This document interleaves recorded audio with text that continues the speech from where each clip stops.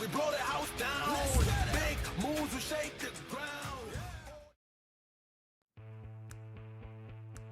If it's Thursday, it's time for NSRLA.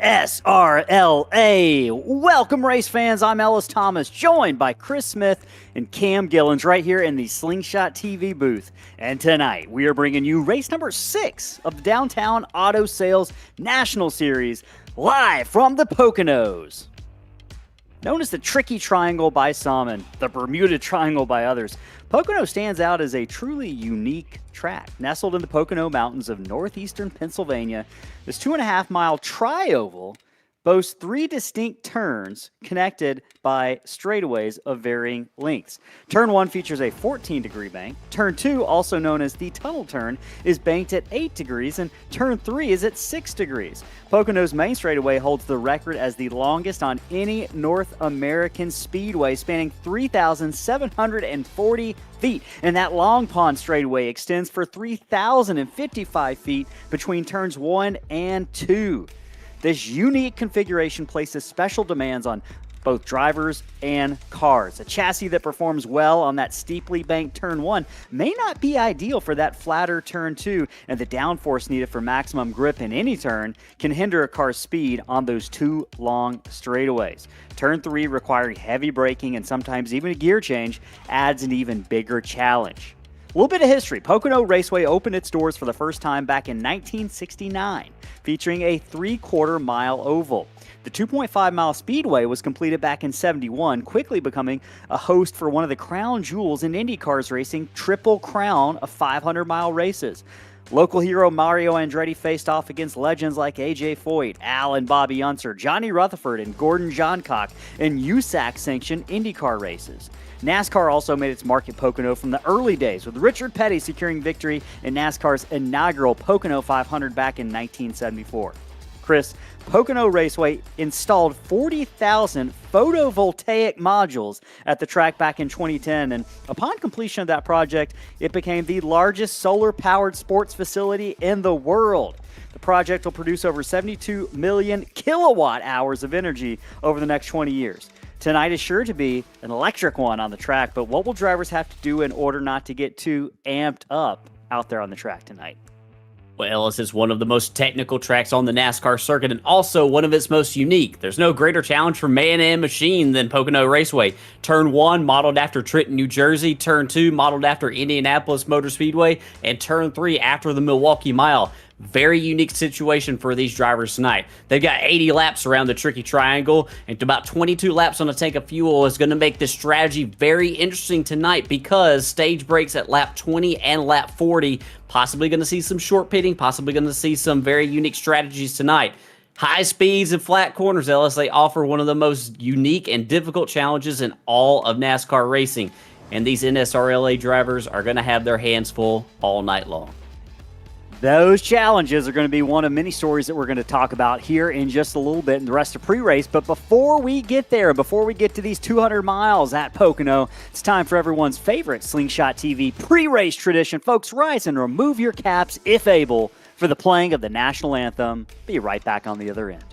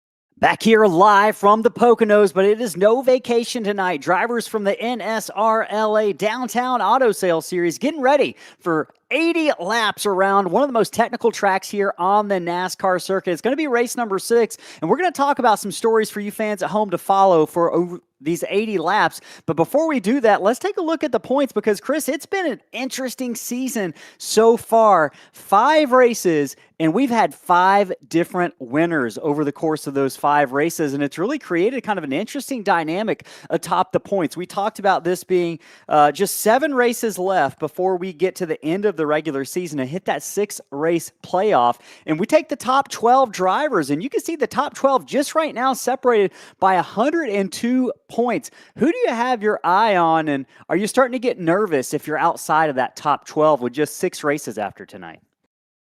Yeah, maybe start to push the panic button a little bit. We do have some fast drivers, I think, that are outside of that top 12. There's been a lot of calamity in the past couple weeks, Ellis. A lot of incidents on track, especially early in these races, and no quick repairs. So these drivers, they don't have any mulligans in these races, and for some drivers, they're just looking to have a clean night tonight. They haven't really had one for several of these guys in recent weeks. So, I'm looking at a few guys, looking up here in the top 5. One driver, I think, maybe we haven't talked a ton about this season, but he's right up there solidly in the top 5 is Blaze Baker, looking to get that first win on the season. So he might be one to keep our eyes on as far as like locking himself into the playoffs.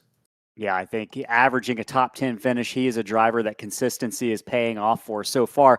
Keep an eye on him. Jacob Cochran, another driver with a win this season that definitely could be one of those drivers we're looking at as a championship favorite. But it's kind of early, really, to establish a championship favorite. Chris, you mentioned attrition being one of the big stories over the past couple of races, particularly at Rockingham. We saw it really be a race of attrition and just kind of lasting till the end of the race, not only with all 4 bumpers intact, but also a little bit of fuel left in that tank. Drivers might be struggling with fuel mileage tonight and kind of that strategy around that. That's going to be one of the stories we look at, but we got a handful more. Before we get to those stories, folks, if you're watching at home right now, we appreciate you tuning in live on YouTube. Let us know who you're rooting for in that chat. Let us know what's bringing you here tonight. Say hey, leave a comment. We look forward to hearing from you and talking to you over the course of the evening. And let's look at those stories and see exactly what we're going to be watching for tonight. Chris, the first one is setting up your pass. This is a technical track, and it's not just, we're going to see draft, we're going to see high speeds,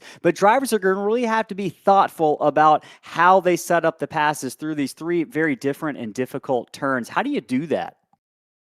Yeah, it's very difficult. And, sometimes you have to be willing to just get in line and ride in line here because if you don't complete the pass on the driver, if you try to duck inside to complete the pass, you make yourself very vulnerable for those drivers to line up on your outside and draft right on past you on the outside. So you have to be very, very mindful and very careful about when you decide to try to set up and try to complete those passes. So something to keep our eyes on tonight for sure.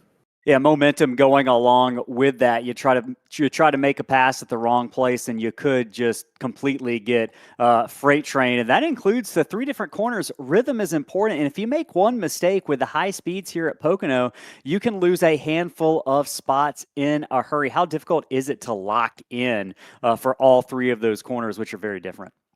Very difficult because you have to approach, your angle of entry, your attack. I mean, it's very different in all of them. It's very hard to run side by side in the tunnel turn 2. It's the fastest corner on the racetrack. And side by side through there is very dicey. But if you nail your line through the tunnel turn, it is probably the best place on this track to gain a lot of an advantage on somebody. It's probably the number one place as far as gaining ground on somebody, or even likewise losing ground to somebody that is giving chase to you. So you're definitely going to have to be very, very mindful about how you try to keep your momentum up tonight. And with that, mindfulness is going to have to apply to the fuel mileage race. We're looking at the way these stages lay out with the first stage being 20 laps, the second stage being 20 laps. We're looking at a fuel window around 22 laps or so, meaning drivers can make it the full stage, both of the first two stages on fuel, and it's going to potentially set us up for a green flag pit stop on the final stage. So fuel is going to be on the forefront of a lot of drivers' minds. What do you think is the better strategy in terms of pitting before the stage caution, or do you wait and come down under caution? I think it just depends on where you are and what your situation is. I think that if you can come to pit road before the caution and safely make it to the end of the next stage, I think that's the best play for track position that you can have tonight.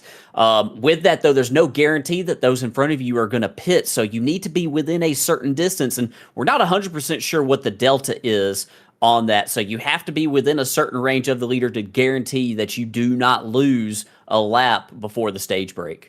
And the good news about that is just 20 laps, we're going to see some drafting likely down these long straightaways that we mentioned in the opener.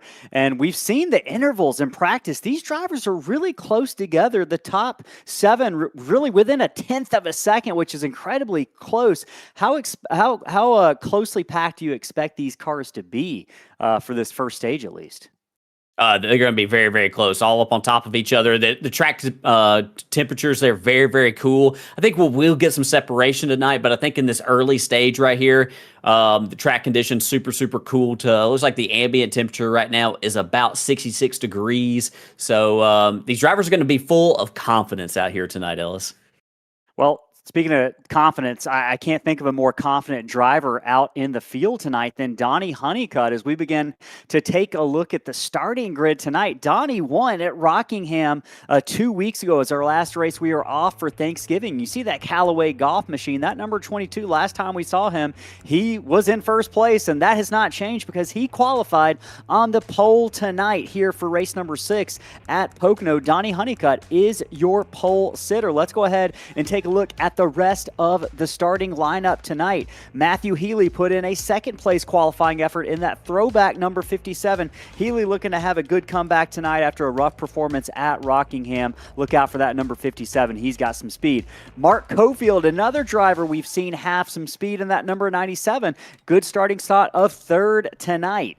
Andy Kurtz in the number 95. Look out for Kurtz. He has been fast. Finished top 5 last time out at Rockingham, looking to go back-to-back with the top 5s. He starts on the outside of row 2, and Chris, you mentioned him when we were looking at points. The picture of consistency so far this season, Blaze Baker is one of those drivers that has impressed early, yet to get to victory lane. Look out for driver number 40. He's coming from 5th tonight. Jacob Cochran, I know he's got some fans in the chat. He's one driver that's already won this season. Are we going to see him potentially claim win number 2? He's coming from 6th tonight. Bradley Minor in that number 46. He's starting 7th. Vince Shore in that track bar media machine going to be starting 8th in the number 55. Travis Bieber in the number 23. He is going to be starting 9th, with Dustin Lewis starting 10th in that number 33 machine. Points leader Tyler Honeycutt in the 54 has got some ground to make up here early on. He's going to roll off from the 11th position. On his outside, Tyler Hensley looking to rebound after a tough couple weeks in that 53 machine. Casey Bristow, our media man here in NSRLA, he's going to roll off from the 13th position on his outside. Fearless leader of NSRLA, Andy Berry, the Daytona winner, starting 14th. Brett Rent's going to roll off in that number 24 car from the 15th position. On his outside, his teammate, Alex Pollock, in the number 92 in the 16th position.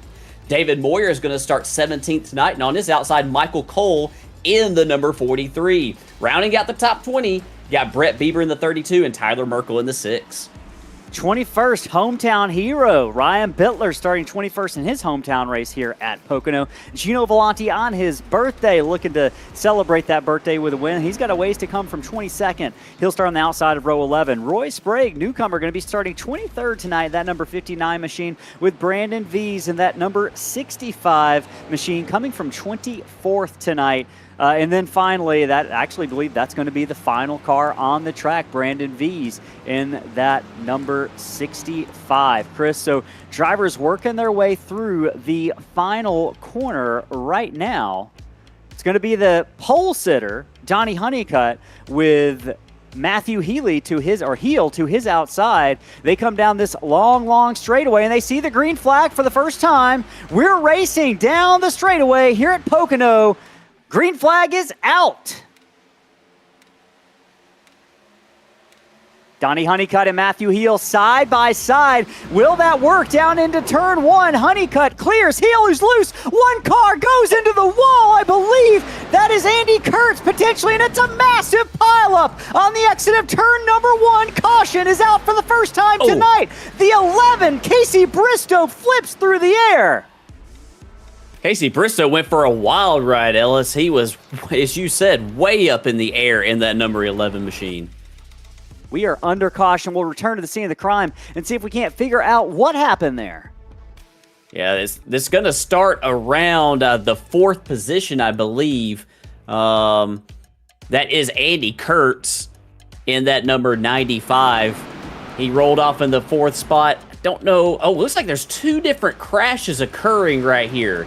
I saw one car sideways in the back right there, but there's Kurtz around right there. Vincent Short is in it. Oh, one car really knocked Casey Bristow up in the air. Bristow in the number 11 went for one heck of a ride. That Coca-Cola machine and the LSZ thing is in rough shape after that, as you can imagine. Looked like Andy Berry a little bit further back was another car sideways, but I think he was able to collect it. We're going to go back right here and see if we can get another view possibly of what happened. Casey Bristow's that car that you see, that red nose car kind of peeking inside right there further back in the field in the number 11.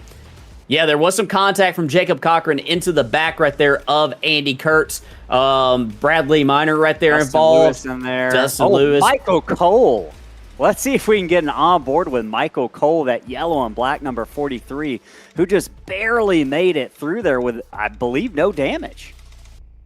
Yeah, a great job by Michael Cole in that 43 to navigate his way through all of that carnage on the track right there. There's Cole right there riding on board with Michael right here as they go down into turn number 1. Oh, there's what happened to Andy Berry. You see him go up the track. That's what I saw on the background.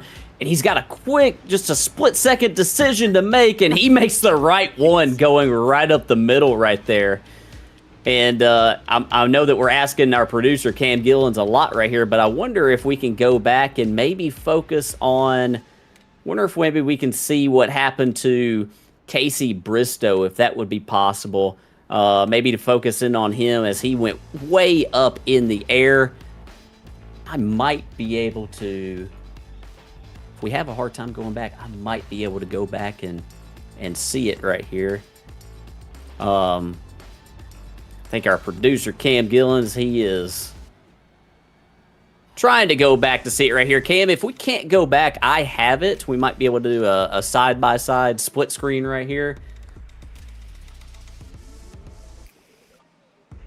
And we might be able to see what happened to Mr. Bristow right here in the number 11. Working that first caution of the night that came out on lap 1 in the very first corner. Chris, we had talked about being able to clean this thing up over the course of the last couple of races, and I think we've got our answer is the gremlins have not been worked out yet so far on the track, and I know we're having some technical difficulties with that side-by-side, but if you're a driver, just how anxious are you to just get some clean laps in here? It's kind of been a struggle over the past couple of weeks to be able to do so. And what are you telling your driver, if you're that crew chief on top of the pit box right now, about these 80 laps that we still have left tonight here at this 2.5 mile Pocono Raceway? Just nice and steady right here. It's a long ways to go. 80 laps around here. 80 laps maybe doesn't sound like a lot, but here at Pocono, that's a pretty long race. It's about a 54-second lap here under green. So, I'm gonna tell my driver, settle in for the long run here. This place is known, once we get going green, this place is known for some long green flag runs and eventually some separation between the drivers. I don't know if we'll see it early on in these stages, but I think that we'll eventually get to that point later on in this race. So, I think that if you're one of these drivers, you really just want to try to settle in right here, sort of get in a groove. There's no track really where you need to get in a groove probably more than this place right here, because as you mentioned it in the pre-race yourself, Ellis, you really have to lock in and, keep yourself aware of which corner you are approaching as these drivers are taking the chews down the front stretch here. And just to take it a little bit more in depth on the guy who's in first place right now on the pole, who's really seemingly locked in the best over the past couple of weeks, at least, with winning at Rockingham and then coming here tonight, locking up the pole, shown blazing speed pretty much the past couple of races. He's really taken off, run all 5 races this season, but he's been on a tear as of recently with just amazing performances, particularly at Rockingham. Las Vegas finished 8th, but had some bad luck at Daytona, had some bad luck at Martinsville, but he's established himself. That number 22 machine has established himself in the past 3 weeks as a driver that could be one we're talking about, in February in that final 6-race playoff is one of the guys that we think might be looking to contend for a championship, Chris. So I've been impressed with that speed he's shown recently. Yeah, I have been too right here. And I think our producer, Cam Gillens, might have the side-by-side fixed. Before we go green, we might be able to go back right here and possibly see what happened to Casey Bristow in the number 11. Looks like it's still... Oh, there it is. Here we go. We got something right working. Here. There it is right there. Okay, so Casey Bristow in the number 11 right here. He is going to see the crash up ahead. He's going to duck low, try to avoid it. Maybe a little contact right there with Tyler Honeycutt. Slides toward the inside wall. And, man, he gets hit hard and knocked way up. Yeah, that was Ryan Bittler in the number 9. Knocked way up in the air right here. So, man, one heck of a ride. And you can see the damage to that number 11. He did his best to get it back around to pit road. And I believe that he did, honestly, Ellis.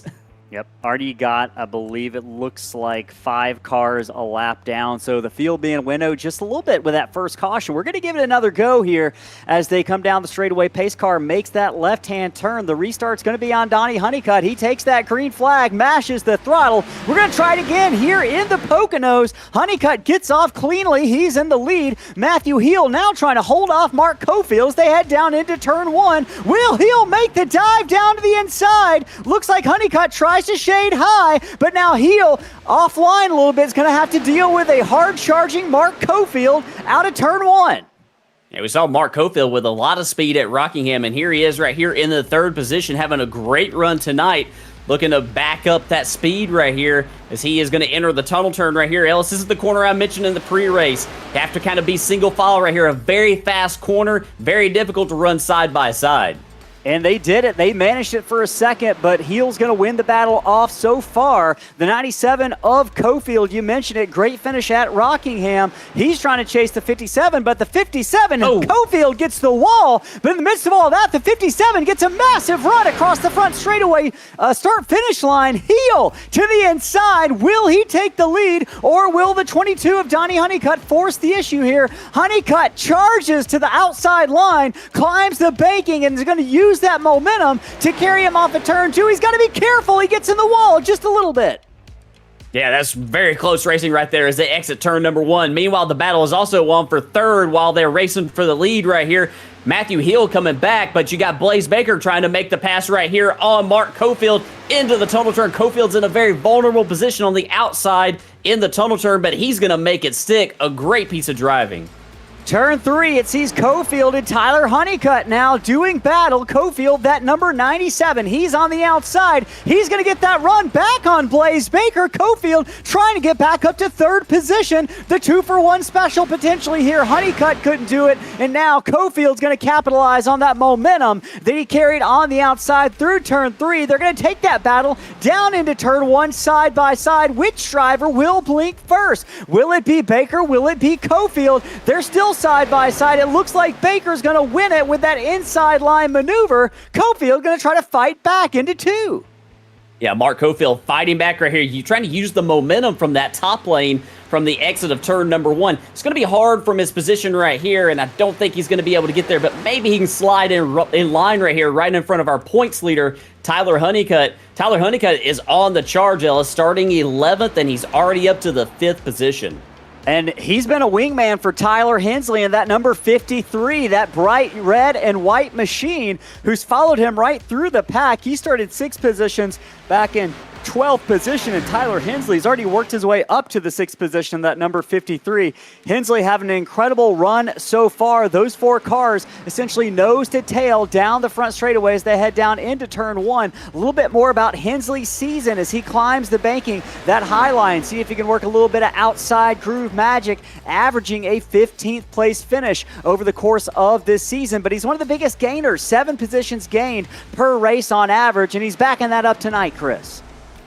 Yeah, he definitely is right here. And yeah, he's had a little bit of tough luck here in recent weeks, but we have seen flashes of speed out of that 53 car. So he's doing a very, very nice job right here. Got a few drivers that we're going to keep our eyes on as far as working their way up through the field. Brett Bieber back in the 8th position, Ellis.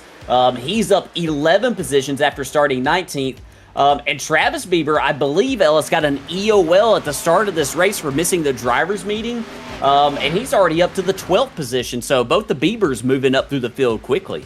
Yeah, they are. I was going to try to make a Justin Bieber joke, but I'm not quick enough on my feet as we watch a couple cars climb the banking. That's Jacob Cochran working underneath the 47 of David Moyer. Cochran's going to win that battle. Moyer's going to cede that position. Cochran, you mentioned working his way up as well. Actually, I should say working his way down. Cochran's lost a couple of spots at the start of this race after starting 6th. Cochran fell back to 10th. I believe he was involved in that incident.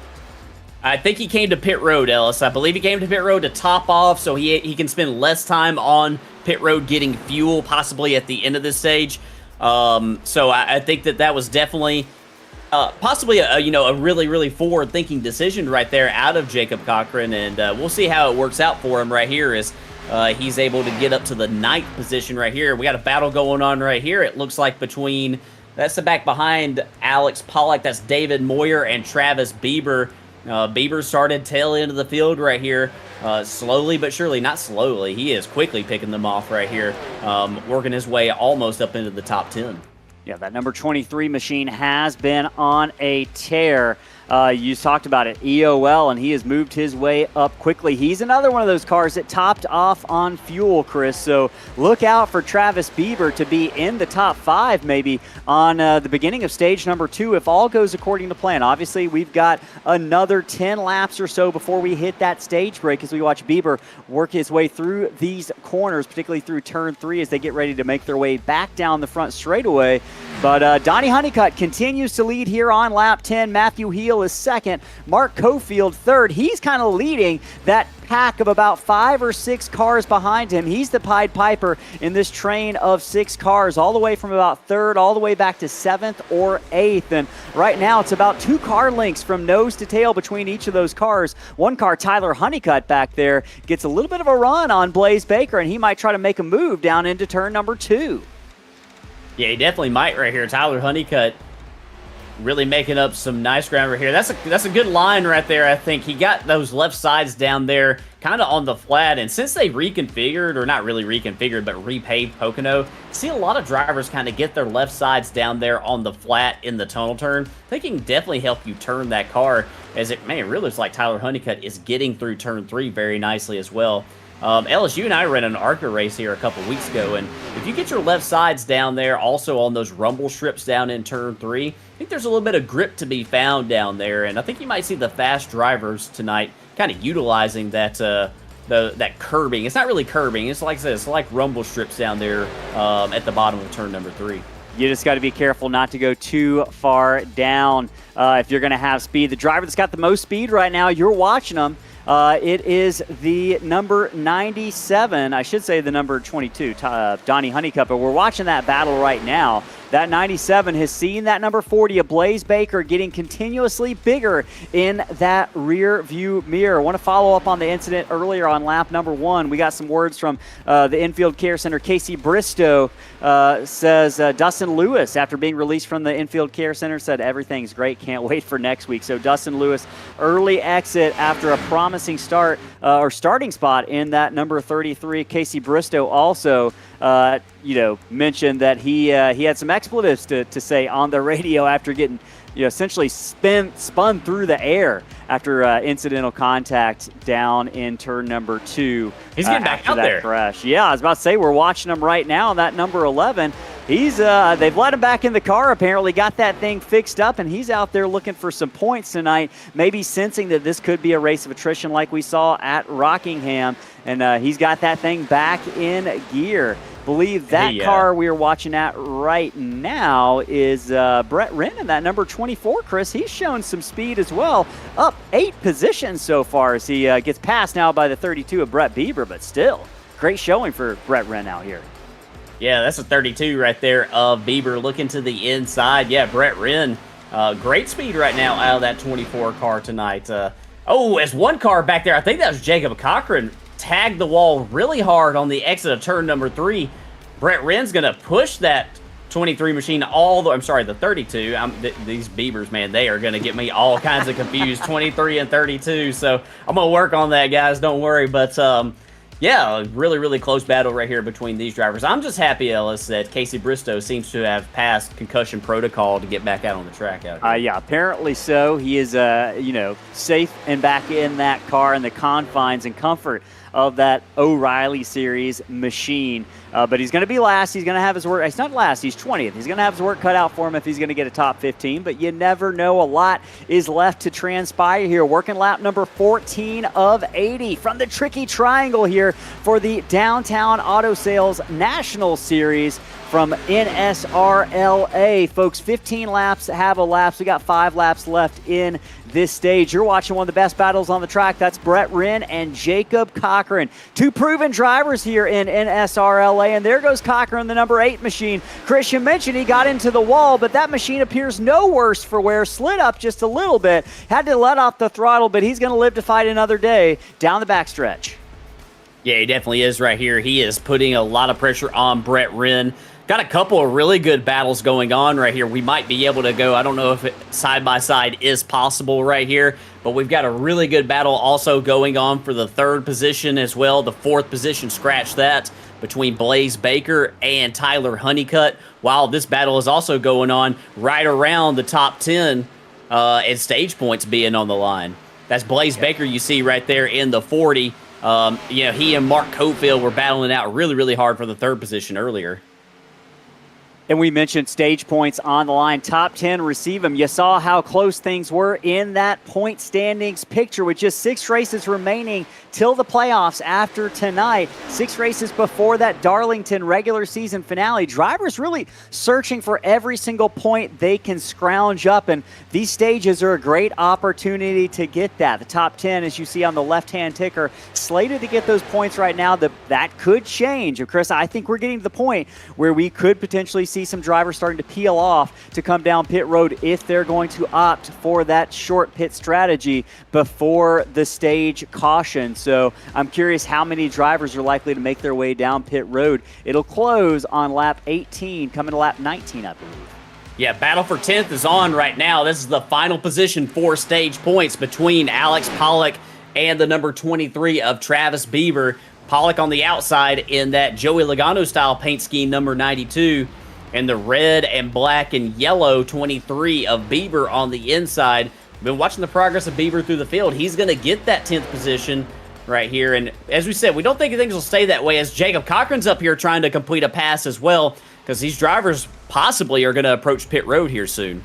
Yeah, Cochran makes the move on the 53 of Tyler Hensley, works his way by. Now Hensley going to have to fight off the likes of Brett Bieber in that number 32 machine, but Hensley looking like he's going to fight back. Draws within about half a car length to the back bumper of the number 8 before they head down into turn number 2. But he gave it the old college try there, turn number 3, I should say. And there is the first taker on pit road, Chris. Tyler Hensley is going to come and get fuel. That answers our question. At least one driver is going to come down. Does that force anyone else's hand? I know the leaders are going to be watching that move carefully. This is going to be their last chance to do it, I believe, on this lap.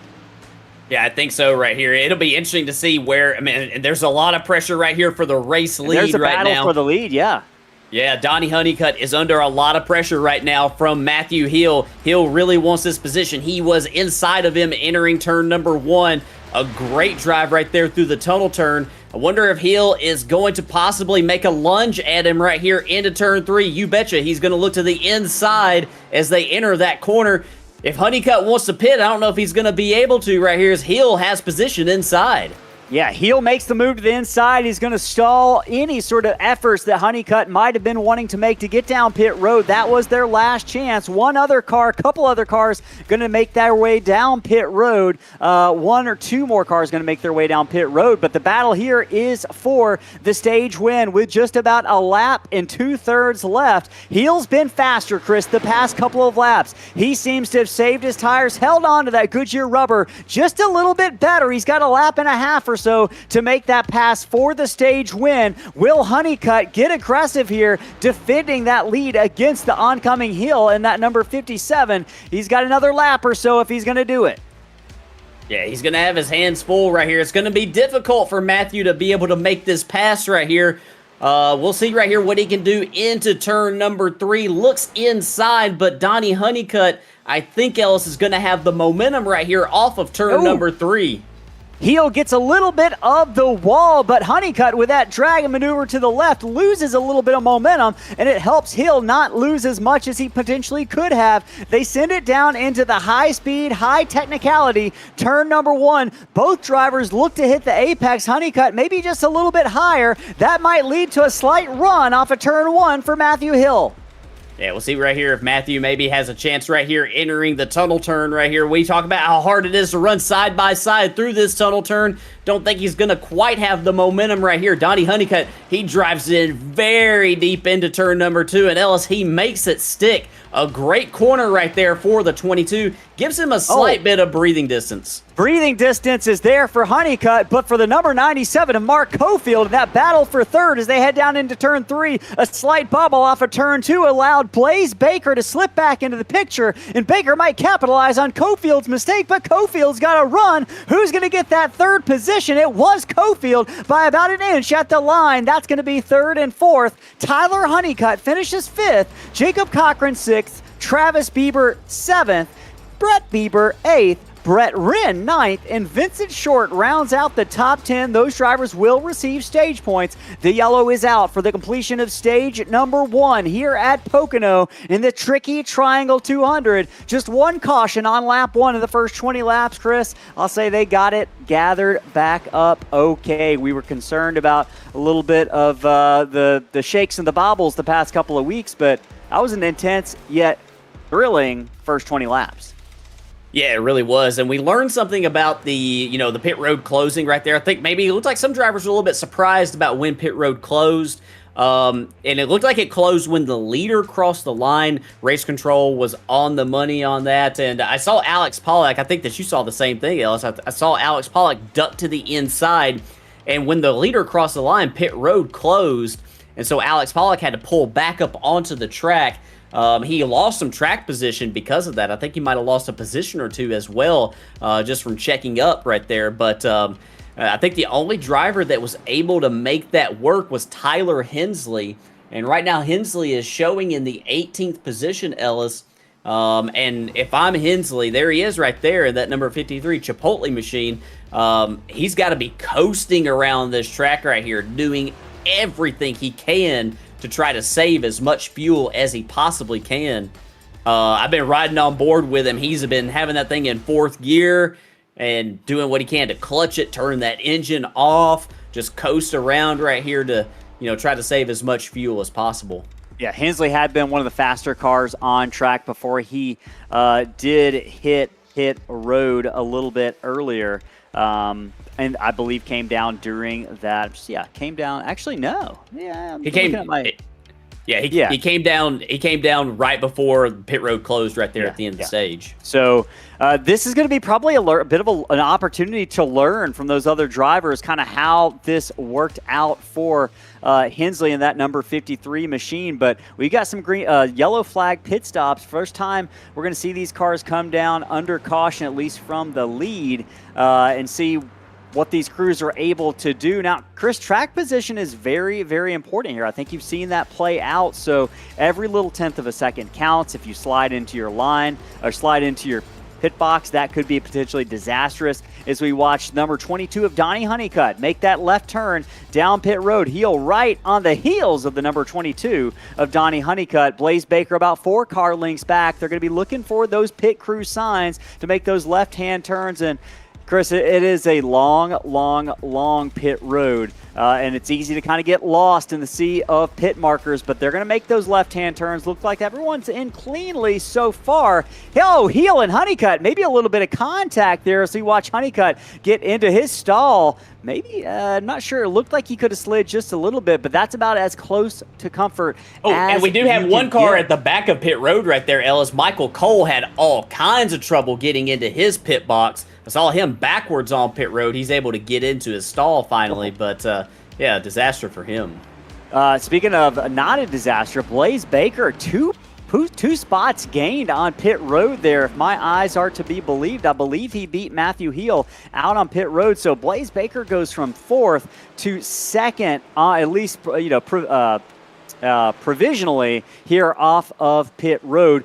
We're going to take a second to hear from our series partners here from Downtown Auto Sales, as well as Diesel Laptops. While we re-rack them, you're not going to miss a moment of Green Flag Racing, folks, but we got to help the league pay their bills, so we'll be back in just a minute for some more Green Flag Racing. Don't go anywhere. If you're shopping for dependable used cars in Cumming, Georgia, start with the team you can trust, Downtown Auto Sales, right at 208 Atlanta Road. They've got something for every driver, reliable daily commuters, family SUVs, even upscale luxury options, all priced fairly and backed by a 4.6-star Google rating. The staff is friendly, process is easy, and if they don't have exactly what you're looking for, their car locator service will track it down for you. They're open Monday through Friday, 9 to 6, and Saturdays until 4. Stop by or give them a call at 470-239-8979. Downtown Auto Sales. Quality cars, zero hassle. Is downtime costing your fleet money? Then check out Diesel Laptops, the industry leader in diesel diagnostics since 2014. From rugged handheld scanners to mobile apps and full repair databases, they give you the tools to read the codes, run DPF regens, and fix issues fast on your phone, tablet, or laptop. Fix more, worry less, keep trucking. Visit diesellaptops.com.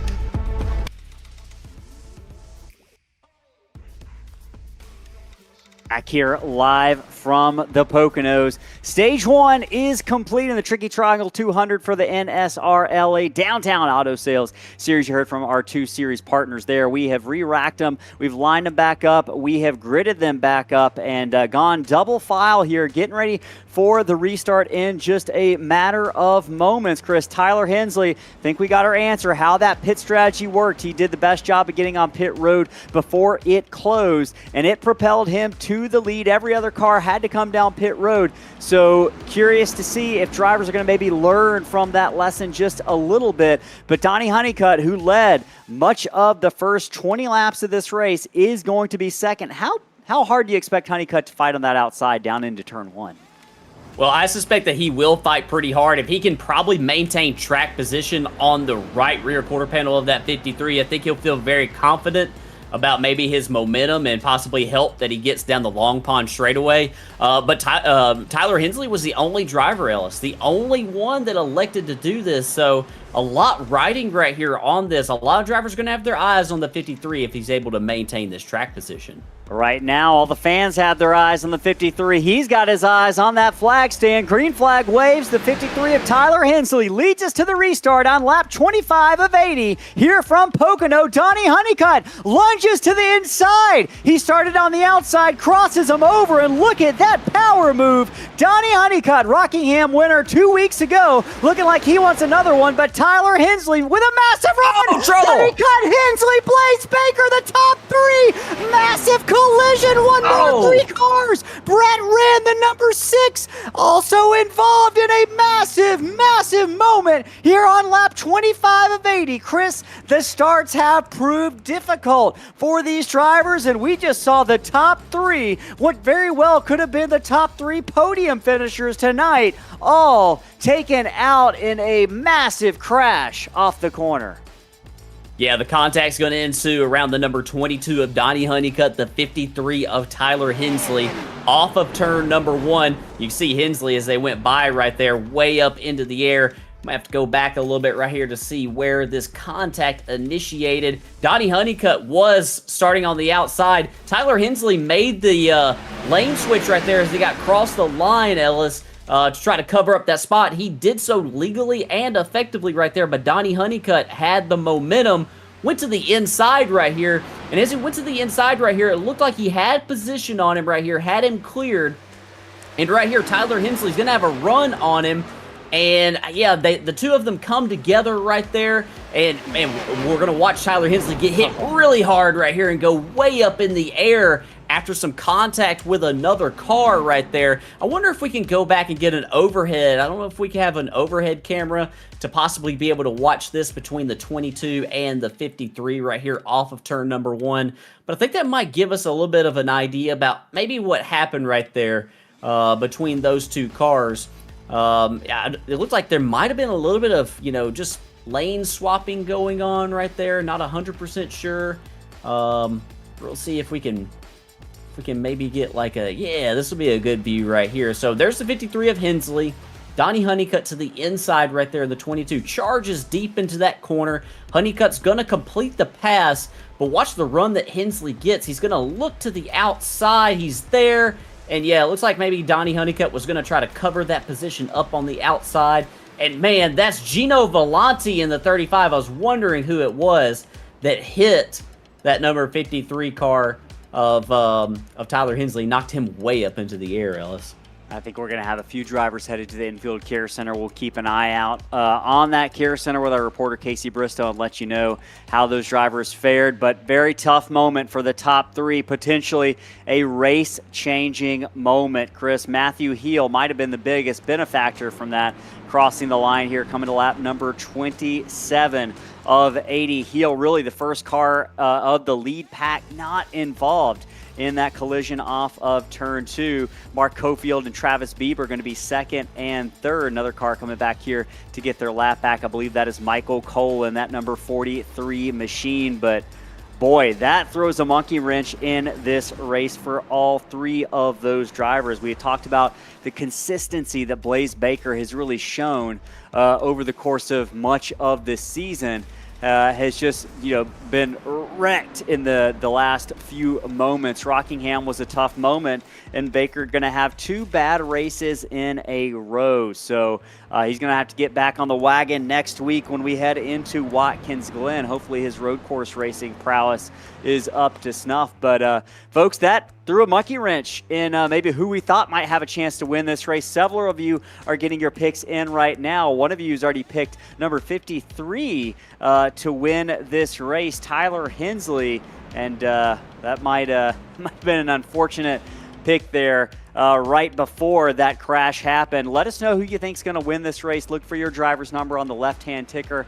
Put a hashtag in front of that number and throw that thing in the chat. We want to hear who you are here rooting for. And folks, whether you're tuning in for the first time or you've been watching us for a minute and you haven't hit that subscribe button, you haven't hit that like button, go ahead, do both of those. It is, people ask us all the time, how can we help the channel? That is the easiest way to do it, Chris, and it doesn't cost you a single dime to hit either one of those buttons, and it gets you essentially access to lots of live racing every single week. We do plenty of giveaways as well, so keep your eyes out for those. And I believe we're going to be coming down to the choose rule right now. Matthew Heel scored as your leader. He's going to be looking, I was thinking he was going to choose inside, but the number 97, Mark Cofield, did not want the race controller to make any mistake about what line he was going to be choosing. He goes to the inside. That's going to put Travis Bieber in that number 23 to the outside. Now, Chris, we saw kind of racing back and forth for the lead on that last restart, and we saw it, side-by-side racing, tightly packed on the first lap of the race, lead to calamity in both cases. Did drivers kind of learn from what they've seen over the past 2 starts and restarts of this race? And you telling your driver to take it easy, or is this the best opportunity you got to pick up the spots when everyone's still close together? It's really hard to get in your driver's ear and tell them to take it easy when, the driver knows that this is it. This is his chance. We've seen passes here tonight, but it is very, very difficult. I feel like, Ellis, it's easy to get side by side here. But I feel like it is so difficult to complete the pass. You can spend lap after lap inside of somebody, and they can just use that run, especially the run off of turn 3 and the run off of turn number 1, to just gap you down those long straightaways. So, I think it's very difficult to tell the driver to take it easy right here, but you still need a car at the very end of this thing, and you can look right here. The field has definitely been thinned out from that big crash that we just saw right there between the race leaders. And speaking of thin and light, the chat right now going crazy. Lots of folks chiming in.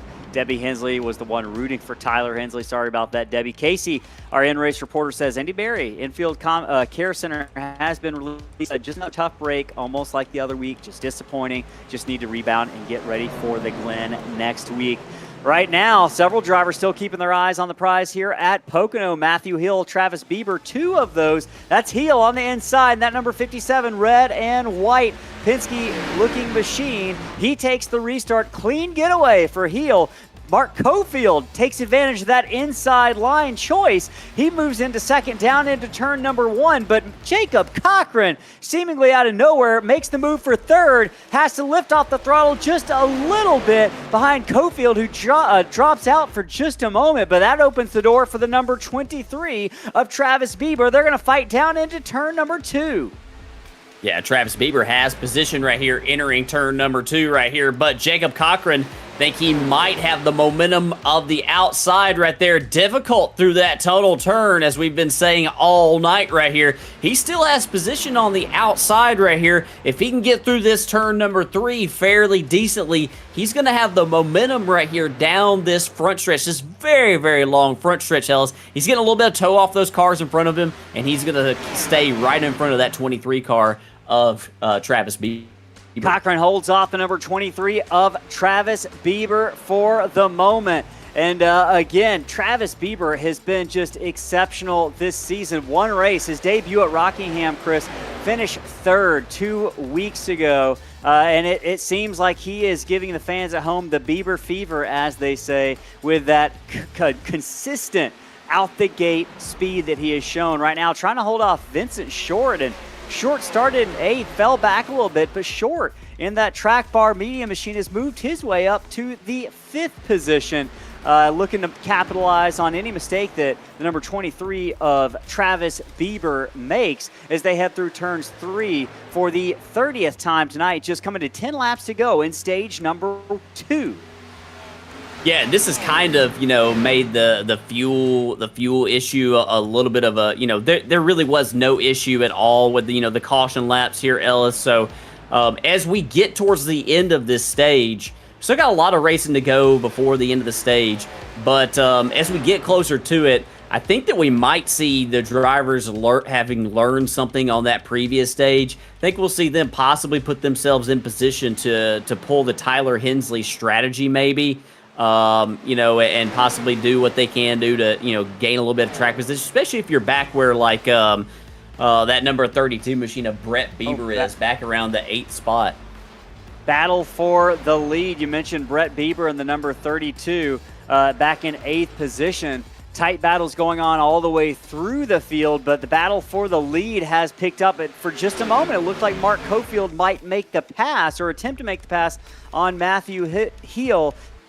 And Cofield, Chris, has been running faster laps the past 2 or 3 laps, including that last lap. And look at him draw to the back bumper of that number 57 of Heel, who had a mirror full of that black and red number 97. Cofield applying the pressure. Matthew Heel so far showing nerves of steel with a whole mirror full, yet hanging on to it as they head down into turn number 2. Down the short chute here, down into turn number 3. That 97 lurks about 2 car lengths back as we ride on board. You can see the tight control that driver Cofield has on the steering wheel right now, trying to just draw even with the back bumper of the 57. That time, Heel looked like he got off of turn 4 just a little bit better, but Cofield might have had trouble. Yeah, several cars tagged the wall right there off of turn number 3. Saw Mark Cofield kind of push out towards it. I know Jacob Cochran tagged it. I think that maybe a couple cars behind him did as well. Cochran's going to lose that 3rd position right there to Travis Bieber. Put Bieber up into the 3rd spot right here. Mark Cofield is driving that car pretty hard. Saw him kind of get a little aero tight behind the 57 of Hill through the tunnel turn right there. So yeah, he might have to back up that corner as Jacob Cochran's going to try to do the crossover right here into the tunnel turn. He's going to complete it and retake that third spot. And here comes another crossover potentially from the 23 of Travis Bieber. Neither driver willing to go quietly into the night here. Down into turn number 2 they go. Will Bieber push the issue? He does. He slides into third position cleanly. Looks to about to have a car length up on Jacob Cochran, who tries to use the draft. The 23 of Bieber tries to take the draft away from the number 8, and he's going to slide his way easily down into turn 1, about a car length ahead of a hard-charging, yet so far unsuccessful Jacob Cochran in that 4th position. But Cochran gets a good run out of turn 1. So does Vincent Short, not too far behind him, and the draft playing a major role here in the last couple of corners. Yeah, I don't think anybody's getting through turn 1 as well as Jacob Cochran is right here, and he's going to use the momentum that he got off of that corner to make a lunge down into the tunnel turn, and I think he's going to have the pass completed this time, Ellis. So he is up clearly into the 3rd spot. Vincent Short going to try to take advantage of the loss of momentum from the 23. He's going to try to grab this 4th position right here in the 55. Whoever wins this battle right here, that's going to be the hands right here, the 54 of Tyler Honeycutt. Who's he going to push down this front stretch? It looks like he's going to choose the 23 of Bieber. Yeah, Vincent Short looked like he was going to be able to capitalize on that help from Jacob Cochran, who played a little bit of wingman there, opening the door. Anytime you get high in turn 2, it is difficult to hold on to that spot. And Travis Bieber proved, as fast as he has been tonight, he is not perfect. He is not an absolute superhuman. And he relinquishes that spot to Jacob Cochran. But you mentioned it now, side by side, that's Tyler Honeycutt and Vincent Short. That's a battle for 5th position. And now it's going to be Honeycutt who's on the outside in turn number 2, but is able to hold it, get the grip he needs, and accelerate off the corner just a little bit faster than Vincent Short. And we saw the 23, Chris, you winced there when he got into the wall just a second ago. Yep. Yeah, he tagged the wall pretty hard right there on the exit of the tunnel turn. This battle is going on right here for the 3rd spot. Up at the front of this thing, Matthew Hill has been doing a lot of sort of IndyCar style breaking the draft, sort of the snaking down the front stretch. I've seen him do it down the Long Pond stretch as well, from the exit of turn 1 towards turn number 2. He's doing everything he can to not give that number 97 of Mark Cofield any type of draft advantage. Look at him right here. He's going to do it again. Cofield's not going to follow him this time. He's going to sort of stay up there with a traditional line out there towards the wall. But Matthew Hill's definitely got his eyes on the mirror right here. He was under a lot of pressure. He's kind of opening him back up right here, Ellis. Opening it back up just a little bit. Your top 5 as they run: Heel, Cofield, Cochran, Honeycutt, and Bieber. We're just about 5 laps away from the end of stage number 2. And once again, 10 points, or top 10 will receive stage points, and every point matters here, as we just have 6 races left after tonight for drivers to lock their way into the playoffs. The top 12 will make the first round of 12, which will be 3 races. And look at this battle. It shows you just how important these stage points are right now. Vince Short, Travis Bieber side by side. Short on the outside, that number 55. The number 23 of Travis Bieber on the inside there. Not going to be able to make that pass back, and it's going to push Bieber back to the 6th position right now. Want to give a bit of a quick shout out. Back in 13th position, Chris. This is an ugly looking race car. Tyler Merkel, there is no hood. You can see the internals, but he's running top 13 right now, showing you what perseverance and determination looks like. You can see he started back in 20th and has worked his way up 7 spots and has somehow held that 13th spot even with the significant damage he's got. So Merkel doing the best he can right now, and just trying to outlast the rest of the competition. Yeah, he definitely is. Yeah, and that thing is not, it cannot be driving well. That number 6 machine, that mellow yellow Toyota. So, yeah, kudos to him for sticking it out right here tonight. Focusing right here on Brett Wren. Wren under some pressure right here from Ryan Bittler, the battle for 9th. These are the last 2 cars that are going to grab stage points if it ends the way that it is. Ellis, I believe that the race leader can come to pit road this time by. We might keep our eyes on the 57 of Matthew Hill to see what he elects to do. If Hill doesn't pit, I don't know how many drivers can pit because I think pit road is going to close when Matthew Hill gets to the line right here to start lap number 39. And I don't see anybody peeling off pit road towards pit road. So looks like nobody's going to try to employ that strategy right here. And pit road has officially closed. Interesting. It's definitely an advantage for the leader, at least on that very last lap. Obviously, you had the option to come in the lap before, which we did not see anyone do. And I'm curious about maybe, the call not to do that. They saw the number 53 do that so well. Obviously, the number 53 got in trouble. Tyler Hensley, we're talking about, found himself in trouble after that restart after gaining all that track position. But yeah, look at this little battle going on between, I believe that's the number 65 of V's. And Ellis, I think that if there were more cars out here, the field has just been thinned out so much. I think we would see some drivers try that. I think that just because there are so many drivers out of this race right here, I think that maybe their confidence about being able to work their way up through traffic is a little bit higher now because of the fact that there's fewer cars out there. Absolutely. And Chris, Braden V's, I want to point out this number 65. Yeah. We're watching Heel kind of lead the race, but one of the fastest cars on the track right now is that number 65 of Brandon V's. Started 24th tonight. He is up to the 6th position, and that time he was running some of the faster laps on the track a couple times. And yeah, you mentioned the battle is on for second place. Cofield getting passed by Jacob Cochran. And Chris, this is a familiar story as the leader's taking the white flag for stage number 2. Jacob Cochran showing that tire-saving prowess, making his moves and making his runs late in the goings on older tires. He's going to be able to claim the second position for stage number 2. It's going to be won by Matthew Heel, Jacob Cochran second, Mark Cofield third. Tyler Honeycutt's going to finish 4th, Vincent Short 5th. V's, Brett Wren, and Ryan Bittler round out your top 10 in stage number 2. Those are going to be the drivers taking home those stage points. It has been 40 laps, halfway through now, over the halfway mark here at Pocono Raceway. It's been an eventful race. 2 cautions each right after the start and restart of the race. So the attrition we thought we were going to see, it's happened, but it's happened in just kind of a couple of condensed incidents earlier on in the race, Chris. So car's going to be coming down pit road here. Any strategy calls, or is it just 4 tires and gas on pit road? Yeah, I think that you got to fill this thing up. They have 65, I believe, if I'm not mistaken, they'll have 65% fuel cells tonight. So that's going to take a good, it's not as long as a full tank, but long enough to definitely justify taking 4 tires. And as few cars that are out here right now currently, I think that you'll see all drivers come to pit road to get 4 tires, fill it full of fuel, and get back out here as I'm trying to figure out what's going on right here. Matthew Heel is, I think he went, he's past the pace car. He's waiting on the field now. Yeah. He went past the pace car, waiting on the rest of the field. With that being said, we're going to take a moment to step away before these pit stops and hear from our partners at Whiplash SimCams. We will be right back. You are not going to miss a thing, folks. Stick around.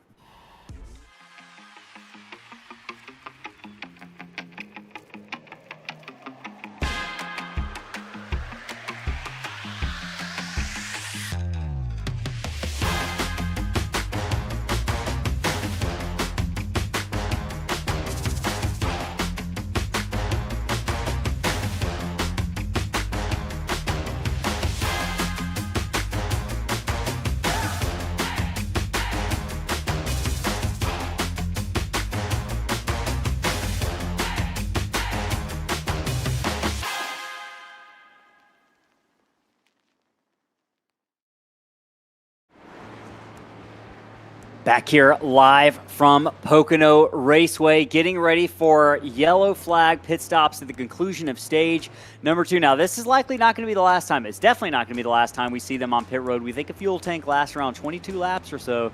There are about 38 laps remaining in this race. And you see Heel lead them down pit road. Jacob Cochran and Mark Cofield not far behind with Tyler Honeycutt right in tow. we saw Matthew Heel lose a spot last time and Blaze Baker pick up several spots on pit road. Hopefully Heel can get off a little bit better off pit road. We got trouble on pit road. Big trouble. One car in the wall. That was the Roy Sprague. 59 of Roy Sprague. And yeah, these cars do not go invisible. There are still collision boxes on these things. And boy, that number 59, you're watching it. He hit the box, Ellis, around the scoring tower, the big sort of like the concrete, the wall that goes around the scoring. I don't know if he was like looking down at his gauges, maybe watching his speed, but yeah, he hit it head on, and man, that was wild. That was a wild crash. We're going to try to see if we can pull a replay of that. Matthew Heel is going to win the race off pit road. Jacob Cochran, Mark Cofield going to come down second and third off of pit road here. So let's see if we can't figure out what happened to that 59 and see exactly the carnage that just ensued here off of pit road. Yeah, this is a 59 of Roy Sprague. Don't know if we can... Yeah, here we go. We got a replay right here. So this is Sprague right here, and I'm going to see if I'm going to stop it right here. I'm going to see if I can get a little bit better angle right here. Here he is right here, and yeah, he hits the wall right there, and well, I'll kind of rewind it just a little bit back to kind of show you the driver's perspective right here, to show you what he's looking at. This is from the roof cam right here. We'll see if we can actually... I'll find it eventually. There we go. Riding on board with him, and... Yeah, I think that he was just looking down, Ellis. I think that, you know, we've done it before, like looking at our speed on pit road, and unfortunately he just tagged that wall right there that kind of juts out onto pit road. Very unique for the Pocono Raceway. It is easy to get distracted. That is absolutely for sure. Now we're going to move, see if we can grab Casey Bristow and see what he's got to say about what's been going on so far. Let's see if we can move him into the broadcast booth. Casey Bristow, it's Ellis, Chris, and Cam in the booth. You got a copy? Yes, sir. Hey, man. Well, in-race reporter here. I know not the start you were looking for, but you've continued to kind of push through 10 laps down. You got top 15 going. Talk to us about how tight this racing has been out here tonight and how these cars are handling. I know you probably have maybe a less than ideal handling race car, but you got that damage repaired, it looks like. Yeah, well, I'm not the best one to ask in terms of how these things are handling. Mine's handling like junk, but yeah, just doing what I can. I haven't really seen what a lot of the front runners are doing because I've been so far back. And if I am able to get by somebody, it's because I had fresh tires. But yeah, just doing the best I can in my Black Flag Motorsports Coca-Cola Toyota Supra, and just going to try to salvage what I can. I mean, these are the cards I've been dealt, and I'll just do what I can. I love the positive attitude. We appreciate your in-race reporting. Very valuable information you're able to provide us, and we kind of collate all that stuff into little one-sheets as well, which is helpful up in the broadcast booth. So we appreciate you playing the role of the media guy for NSRLA, man. Keep that good work up. We appreciate you. Thank you. Awesome. Have a good rest of the race. Thank you. All right, so Casey Bristow, trouble early, but still just trying to fight back and get any damage he can repaired, taking every opportunity he can to get some repairs in on that machine. Now, Matthew Heel, Jacob Cochran, that is your front row, getting ready to go green here to start stage number 3. The final stage, just 36 laps left. Cochran almost jumped that restart, Chris. Had to be really careful not to get out in front of the 57 of Matthew Heel. He's successful in that endeavor, but he opened himself up in the clutches of the number 97 of Mark Cofield, who's got a mirror full of the 54 of Tyler Honeycutt right behind him. Cochran hanging it high on the outside through turns 1. He's going to use that momentum off of turn number 1. He's going to bring the 54 of Tyler Honeycutt with him down into turn 2. Yeah, the 97 of Cofield right there. He is unfortunately getting ganged up on the outside right there. The 8 and the 54 linked up in the draft right there. 8's going to clear the 97. That is Cochran up into the second spot. And now the 54, that's Tyler Honeycutt, has got the drafting help from Vincent Short entering turn number 3. I know this position right here, Mark Cofield's in right here. It's a helpless one right here as these drivers draft past you down the straightaways. Honeycutt gets a little bit of the wall there. That might help Mark Cofield at least for the moment. They're even across the front straightaway as they head down into turn number 1. Cofield in that black and red machine, Honeycutt in the black, white, and pink machine. Oh boy, the number 97 looked to go low, shaded a little towards the middle, and I think that threw Honeycutt off, who had a little bit of a wiggle along with Cofield, but Honeycutt's going to use that gained momentum to cross Cofield over down the long straightaway into turn number 2. The 54 of Tyler Honeycutt now has the preferred position on the inside. Cofield has to lift the throttle. They got to be careful not to make contact with each other. Vince Short sees an opportunity. Will he slam it 3 wide to the inside?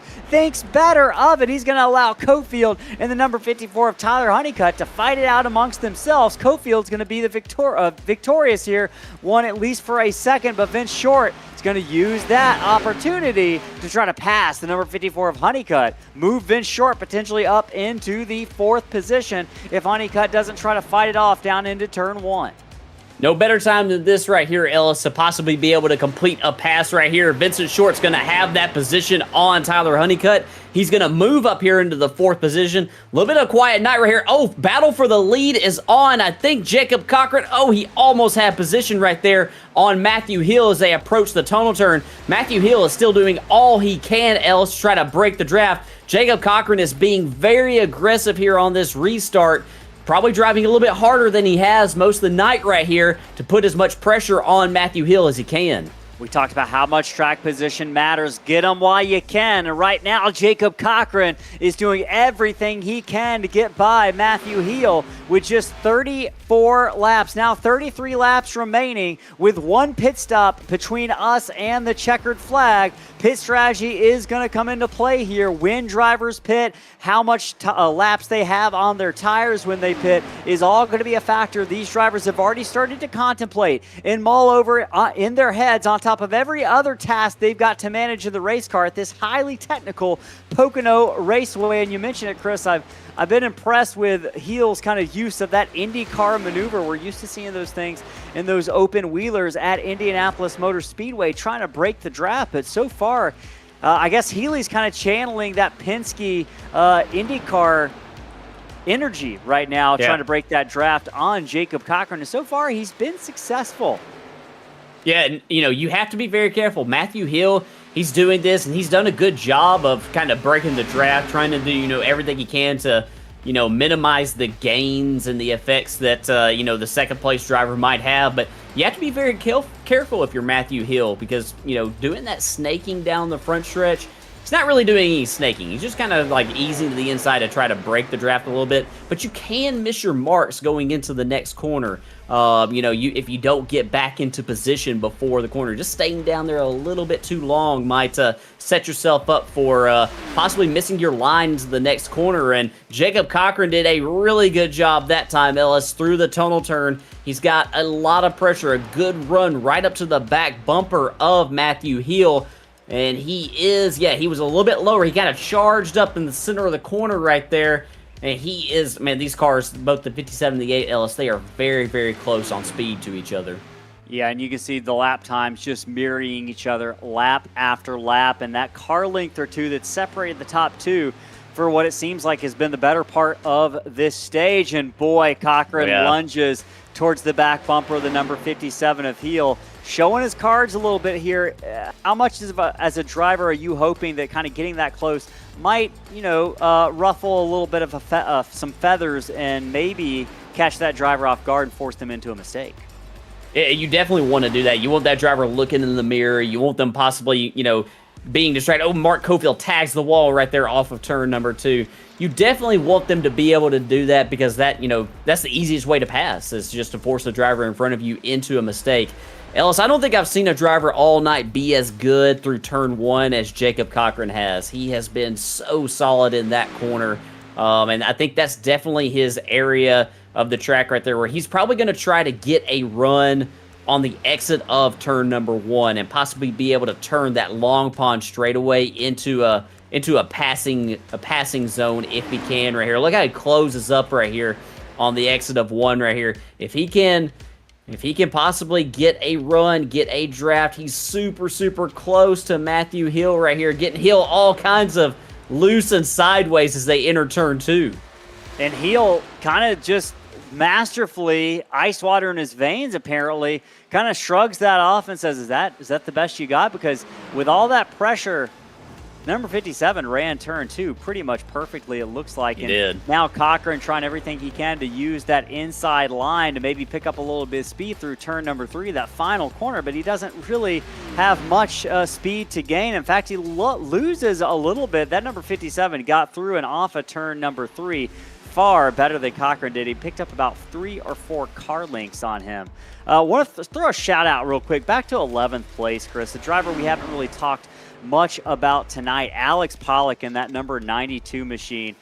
Started back in the 16th position, has worked his way up to 11th over the course of the night. It has been a hard-fought battle.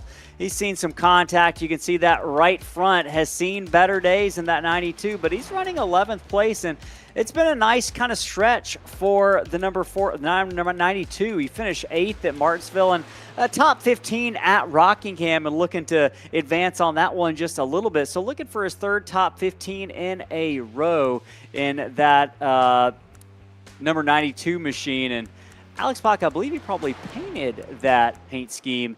I know he owns Black Diamond Designs. He does a pretty good job of painting up a lot of the cars that we see here in the field. But right now, that Joey Logano paint scheme is, we got 2 Penske paint schemes out there in the top 11, Chris. The number 57, who's the leader, and then we got this NASCAR Joey Logano car. So apparently that Penske vibe is a good luck charm tonight here at Pocono. Yeah, and Alex Pollock was in that crash, as you mentioned, Ellis. He was in the crash that involved Donnie Honeycutt and Tyler Hensley. He got kind of banged up, as you can see in that one. But, yeah, he was running Ellison, the 8th to 10th spot, before that. Had some good speed right there in that 92. So, yeah, unfortunately, he wasn't caught up in that. But he is soldiering on right here, looking to pick up some valuable points right here as the battle for the lead that we go back to right here. It's still kind of status quo. Maybe a little bit of ground. When I say a little bit of ground, it's still 0.2 of a second, Ellis, between the top 2 right here. It's still really close. Our producer Cam Gillen's recognizing the battle right here, going on for the 4th spot. Yeah, Vincent Short under some pressure right here from Tyler Honeycutt. Still got one Honeycutt out in the field right here. Ellis, and Tyler is looking to push forward right here, maybe into the 4th spot.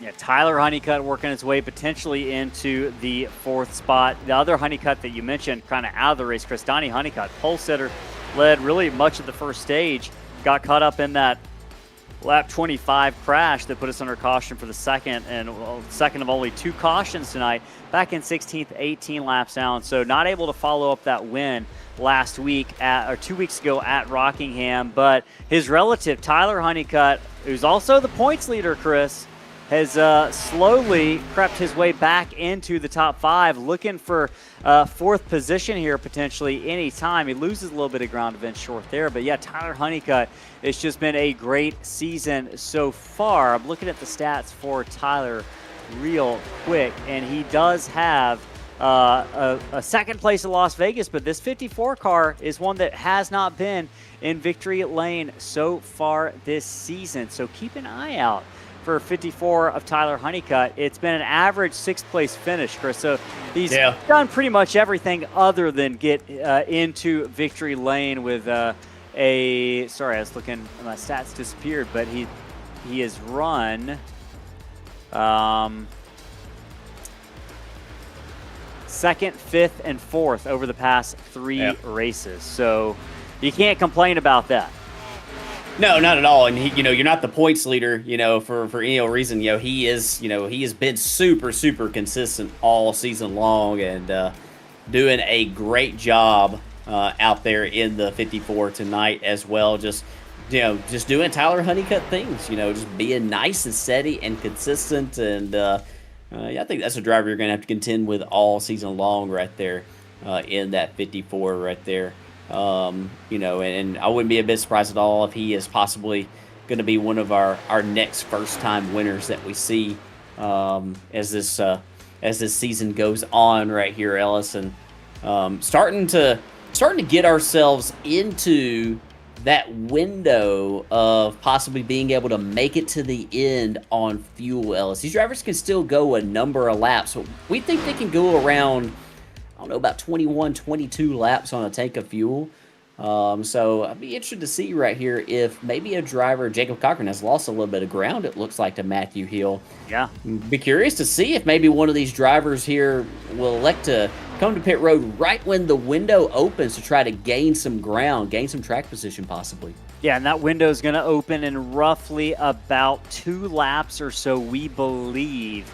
I think you mentioned it. Cochran falling off the pace here just a little bit, which is something we're not used to seeing out of Jacob Cochran. That number 8 machine is one we're usually looking at as one of the guys. Oh, boy, that was Tyler Honeycutt off the corner.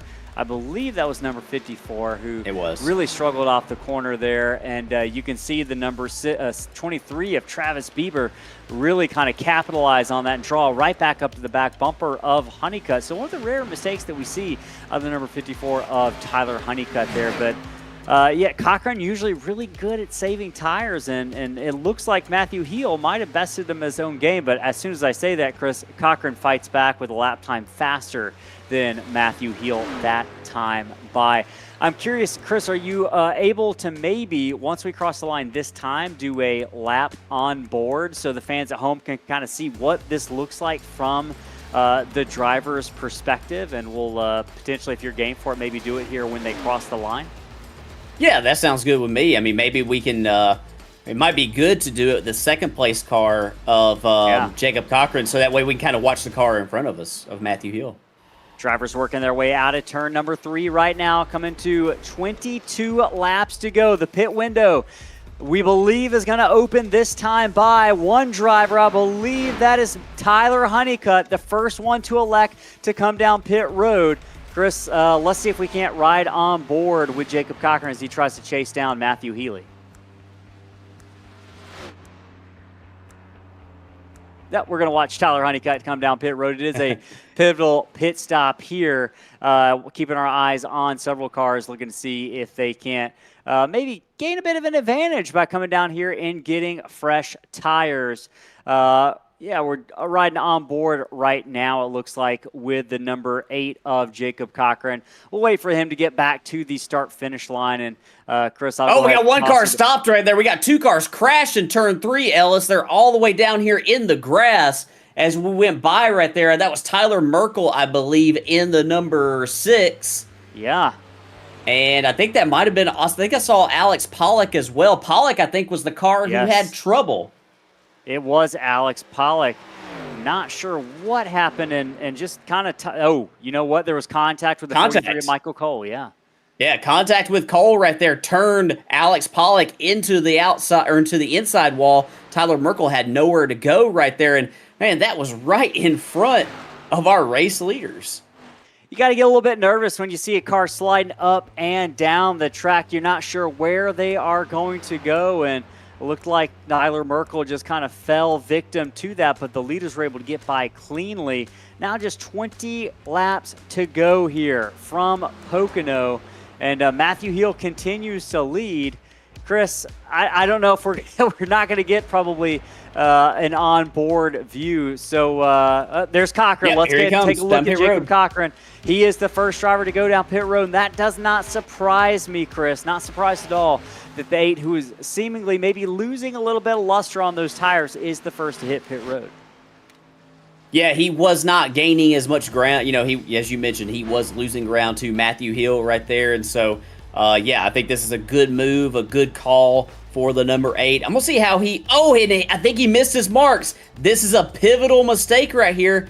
It's actually going to work out all right, better than it could have right there. I can see also in the background right there, I believe that is the 32 of Brett Bieber. He had some trouble getting into his pit stall as well. I didn't get a chance to mention it before, Ellis, but this is a track right here that drivers will like to dial a lot of rear brake into these cars to get them to turn into these flat corners, and so that makes getting into your pit stall a little bit tricky at times, but that could have been a lot worse for Jacob Cochran. He did lose a little bit of ground right there, but definitely not as bad as it could have been. But this really puts the pressure, I believe, on Matthew Hill, his closest competitor right there, Jacob Cochran, making the pit stop. And actually, Tyler Honeycutt has jumped ahead of Jacob Cochran after that pit stop right there. So a great trip off pit road for the 54. Yeah, that also shows you maybe what a slight advantage tires might potentially have as well. And Chris, we saw the leader there. Matthew Heel had to contend with the number 32 lap car, Brett Bieber. And he had to go by high, maybe in the unideal line, and it cost him a little bit of time. I'm curious to see if he comes down this time. He's showing signs of potentially looking like he's going to slow down and come down pit road. And yes, he answers the call, waits 2 laps after Jacob Cochran, 3 laps after Tyler Honeycutt, and this is going to be the tale of the tape here. This is going to probably give us a good indicator of how this is going to potentially shake out. Obviously, a lot of racing still left to be done, but we're going to have a good idea where these top 3, top 4 drivers are going to stack up against each other once the number 53, the 57 comes off a pit road here. Yeah, we might be able to go. Okay, yeah, we'll just focus on the battle right here. I'll keep an eye right here on the 57 of Matthew Heel. Heel is still on pit road, but the battle is on right here between the 8 and the 54, Ellis. 8 and 54 come down the front straightaway. Heels coming off of pit road right now. He's going to have the advantage on the inside down into turn 1. Doesn't force the issue, though. Both the top 2 get off and by cleanly down into turn 1. Cochran's able to get by Tyler Honeycutt in what was essentially feeling like it could be the battle for the lead. And now with just 18 laps left in the race, maybe the battle for the win, but it's going to be Jacob Cochran and Tyler Honeycutt. Honeycutt fights back as they head down into turn number 2. Yeah, that is a great example right there, Ellis, about what tires can do for you. Look at the ground the 57 has lost. Matthew Hill has fallen off of the 8 and the 54 right here after that round of pit stops. And yeah, that is a big deal right there for Matthew Hill. He's going to have a slight advantage here for these next, I say slight, he's going to have a decent advantage here for the next few laps, but as he approaches that dirty air of those cars ahead of him, is he going to be able to work his way around them? He's got time, but it's going to be a tall order for sure. Could be a tall order indeed. We'll keep an eye on those times from Matthew Heel and see if he continues to pick up pace. I think we'll probably have to wait a few laps to see if he can really chew into that lead as the tires maybe kind of approach being a little bit closer on how much tread they've got left on them. That's a joke. I know these tires don't have any tread at all, but how much rubber they have left on them. And right now, Jacob Cochran is essentially your provisional leader. Travis Bieber, Brett Wren, Mark Cofield now on pit road. So, Chris, just 2 cars have not come down pit road. That includes Travis Bieber and Brett Wren. Are they hoping for a caution? Yeah, possibly hoping for a caution to maintain that track position. Mark Cofield, it looks like, is on pit road right now. Yeah, these drivers right here, they can go about maybe another lap. They are getting close, Ellis, to their number. The 23, I think he's coming to pit road this time by, so they don't have many more options to stay out right here. I think Brett Wren is the next one, and Wren is probably on fumes right now in that 24, though it looks like he's going to do one more lap around the track. A gutsy call and a gutsy performance here by Brett Wren. He is going to be scored as the leader, so he's going to be credited with leading a lap. Going to get a little bit of airtime, too, here in that teal and purple number 24 machine. Brett's one of those drivers, Chris, who we just see week in week kind of grit it out no matter what series Matthew he Heel is racing in. Yeah, Matthew Heel looking like he's going to make the pass for second. He's been running the fastest laps on the track, and he's going to make the move into second, Chris. He is letting it be known that while he gave up the lead on those pit stops, he is not ready to relinquish the crown and not win this race. The most dominant car, at least in the second stage of this race, looks to start his campaign towards the lead here as he gets by Tyler Honeycutt for the 3rd place, and that's essentially amounting to 2nd place once Brett Wren comes down pit road. Yeah, and this will be a really good chance right here. I know that they were side by side right there, but I wonder if this time by, after they cross the line, if we might be able to get a look at the battle box right here to see how the 8 and the 57 compare on lap time. There goes the 8 across the line. There goes the 57 across the line. See right here if we can notice the difference. Yeah, similar pace right here between Jacob Cochran and Matthew Hill. That time by Ellis, about 0.2 of a second between them. Wonder if we can keep it up here maybe for this lap. Hey, you can see it coming down. It has already been, he's chewed it by 0.5 second. Of course, Jacob Cochran had to complete the pass on Roy Sprague, and he's gonna, the 57 of Matthew Hill definitely is gonna get the better of that one right there. So yeah, let's watch it right here when they come by the line. And I'm just curious, how much is Jacob Cochran conserving right now, and how much is the 57 of Heel kind of putting into that pedal and into that wheel, just doing everything he can to catch Jacob Cochran. Going to make use of the draft. And let's see where that battle box is predicting it right now. They cross the line, and yeah, there you see it, Chris. One lap. Heel is definitely certifiably, visibly faster that time by. 13 laps left here from Pocono. Is Heel using everything he's got, and is Jacob Cochran holding on to a little? 13 laps, about 13 minutes. We are going to find out. Of course, there could be a caution between now and then, but we believe the last pit stops have been made. They got what they got. And Chris, look at the rotation of that 57 through turn 2. Yeah, he's really getting through the tunnel turn very well. I think that's really been his strength all night, Ellis. Talk about how the 8 of Cochran gets through turn 1 really well, but yeah, it seems like Matthew Hill gets through the tunnel turn exceptionally well in that 57.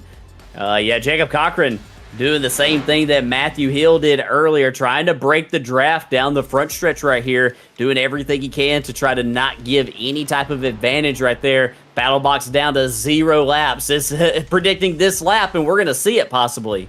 Battle box, this is a good advertisement for how accurate that is, because Matthew Hill is working the back bumper of that number 8 of Jacob Cochran. Cochran trying to hold on for his second win of the season and trying to follow up that win he had earlier this season. Actually, Cochran hasn't won. I believe, has Cochran won this season? I'm not showing him as a winner. Okay. I believe he has. Yeah, I thought he had won as well. Just looking through my stats right now. I don't know if he has or not. I'm not actually showing him as a winner. Might be missing some stats. But either way, Cochran is still your leader. Heel doing everything he can to try to get by Jacob Cochran in that number 8 machine. Chris, I'm just wondering if this hasn't been a bit of a game of cat and mouse all along, and Jacob Cochran has kind of let the 57 use his stuff up to get him, and now maybe he's ratcheting up that engine, maybe ratcheting up the power, maybe ratcheting up that intensity just a little bit and hitting that go button on that number 8 machine. Yeah, I think that, as Matthew Hill's got to run right here, Ellis, off of the tunnel turn. Turn 2 again. Heel getting through that tunnel turn so well. They're going to come up on the back of the number 59 machine. That's going to play a role. Both cars sweep high, and the 57 and the number 8 avoid calamity, working their way by that number 59 machine of Roy Sprague, who gets out of the way. But look at this.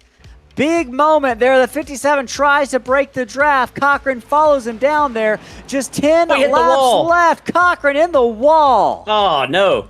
Yeah, he hit the wall right there. He was chasing Matthew Hill down. Hill had the momentum, but Jacob Cochran was trying to side draft and pull him back. And as he swept up high to sort of get the line into turn 1, he misjudged Ellis and he tagged the wall. And unfortunately, that lost a lot of his momentum. But Matthew Hill to the lead in the 57. Matthew Hill. Oh, Cochran again into the wall. Big trouble for that number 8 machine. Sliding back 9, 10, 11 car lengths now. And if you're Matthew Hill, maybe you can breathe a sigh of relief, but it is Jacob Cochran. You just don't know what he is going to do here. It's opened up now to about a second lead. 9 laps remaining here from Pocono Raceway in the Pocono Mountains. Folks, we appreciate you tuning in, giving us a little bit of your time tonight for some great racing. Got some comments in the chat right now. From Casey Bristow, Donnie Honeycutt. A little bit of an update from earlier. Donnie Honeycutt frustrated with Gino Volanti. His back is hurting him, getting checked out in the infield care center. Sorry, Donnie Honeycutt is frustrated not with Gino Volanti. Gino's back on his birthday of all days. Gino's got a little bit of a back issue going on, getting checked out in the infield care center. But one driver who's not having any issues right now, Chris, Matthew Heel, who's up to about a second and 4/10 a lead with just coming to 8 laps left. Yeah, I'm not surprised at all that Gino Volante's back is hurting him after that collision he had with Tyler Hensley.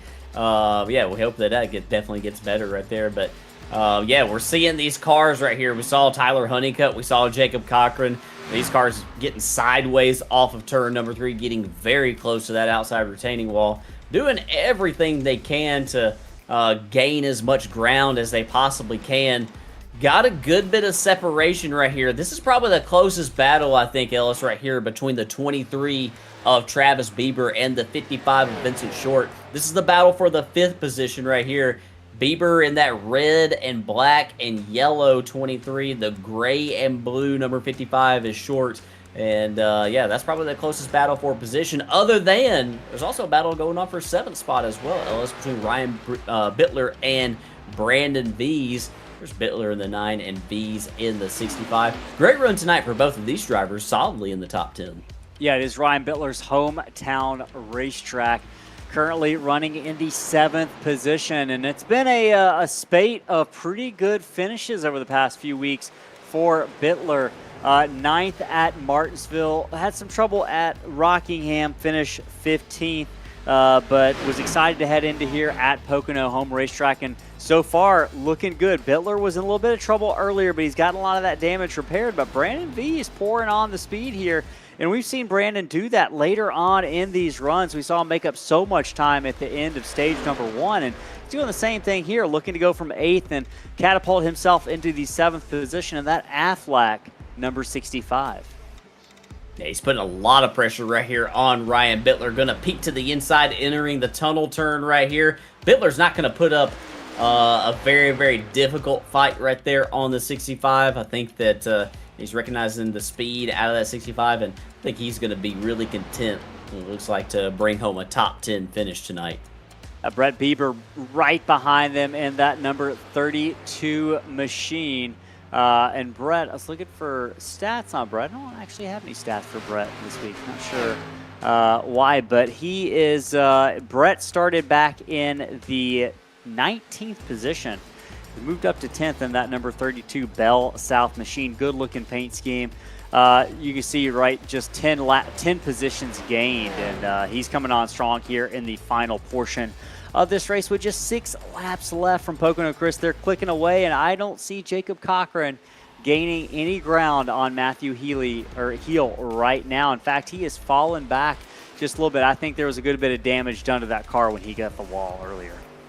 Yeah, I think that there is some damage from the wall contact. We saw a couple of contacts to the wall right there. Is battle on right here for the 4th spot. That is Tyler Honeycutt trying to hold off, it looks like, Travis Bieber. That time by, Travis Bieber ran about 0.4 of a second quicker than Tyler Honeycutt up ahead. Ellis, I can confirm that this is Brett Bieber's 2nd start here in the Downtown Auto Sales National Series. We have to figure out what the relationship is between Brett and Travis right here. And Travis, look to the inside. He's going to try to complete the pass. Travis Bieber trying to make the move here on on the number 55 of Vince Short. 23 of Travis 54. Bieber trying to make the move. Yeah, and he move him up to 4th position right now. Yeah, he completes the pass right there on Tyler Honeycutt, moving up into the position right there of position 4. It's going to be hard for him to chase down Mark Cofield right there. Cofield is about, Ellis, 2.5 seconds really up the road in the number 97. So unless something catastrophic happens, podium looking pretty solid right now between Heel, Cochran, and Cofield. Casey Bristow made his way up to 13th position in that number 11 machine. So continuing to persevere with all the damage. But he's 13th right now. Just looking through the rest of the running order. You mentioned it, Chris. This is the battle we're watching right now. It's a battle for the 5th position. That's Vince Short trying to work his way by Tyler Honeycutt in that number 54. But Honeycutt continuing to pull away by about 4 or 5 car lengths now as they work their way down into turn 2. I think turn 2 might be the trickiest part of the racetrack, Chris, just with the rhythm that you really have to hit to make it through there. And that's one of those unforgiving corners. If you don't hit your mark, you are dead in the water. Yeah, you definitely are right there. And Vincent Short is looking like, and I'm trying to look back right here. He's peeking to the inside, entering turn 1. Nothing doing right there. He's going to take a little bit of high lane, maybe try to do a late apex right here, see if he can get some run down this long pond straightaway. A great turn 1 right there for the 55. That's the 55 of Vince Short, working his way to the inside, using that late entry to try to gain momentum off the corner, and he does so. Move Vincent Short and that number 55 up to the 5th position. But Tyler Honeycutt says, I don't know, hold on real quick. You didn't make it through turn 2 as well as I did. And he looks to the inside. Vince Short lunges, climbs the little banking that there is in the corner, and a little bit of a bobble there, but yeah, Vince Short. Tyler Honeycutt. Hold on. Sorry to interrupt. I didn't mean to interrupt right there, Ellis, but Tyler Honeycutt, he definitely clipped the grass right there. You saw the grass fly up as he clipped it right there in turn 3. Yeah, that was that could be a little bit dicey entering that corner if you definitely clip the grass. Talked about how dangerous it could be. You want to get there, hit the sweet spot, but if you go too far, things can go south in a hurry, and you saw that kind of happen there. And we watched this battle continue between, I believe that is the 9 of Ryan Bittler and the number 32 of Bieber, who's been stalking Bittler for the last couple of laps. Yeah, he has, and he's definitely gained some ground right here, and this is the closest battle on track for position right here between the 9 and the 32.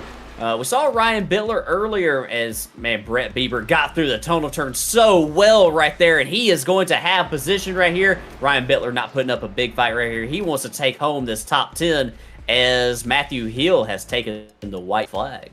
Whiplash Simcam's white flag waves over the field. It's the next to last flag we'll see tonight. The next one is the one that Matthew Heel is looking for, and that is the checkered flag. Heel has led much of the final portion of this race, capitalized on some of the mistakes made by other drivers. This battle continues between Bittler, Bieber, and I believe now that is Brett, another car coming into the picture, but it is Matthew Heel working his way through the final set of corners in that number 57 off of turn 3 down this long front straightaway. It's been a long season, but Matthew Heel wins here at Pocono to get his first checkered flag of the year, and that is second place Jacob Cochran. Mark Cofield will cross the line third here from Pocono, and what was Chris, it's like a race of attrition, but we only had 2 cautions to speak of. They were just pretty big cautions, with several drivers just trying to limp it around the rest of the race. But that does not diminish the speed that Matthew Heel showed over the course of the second half of this race and really fought through some adversity. We're going to talk to him about what it took to fight through that adversity on that last green flag pit stop, as well as hear from Jacob Cochran and Mark Cofield. But we're going to take just one moment to set that up. We're going to hear from our partners at Whiplash Simcams, who have made this production possible tonight. We'll be back in just a moment to hear from the top 3 finishers.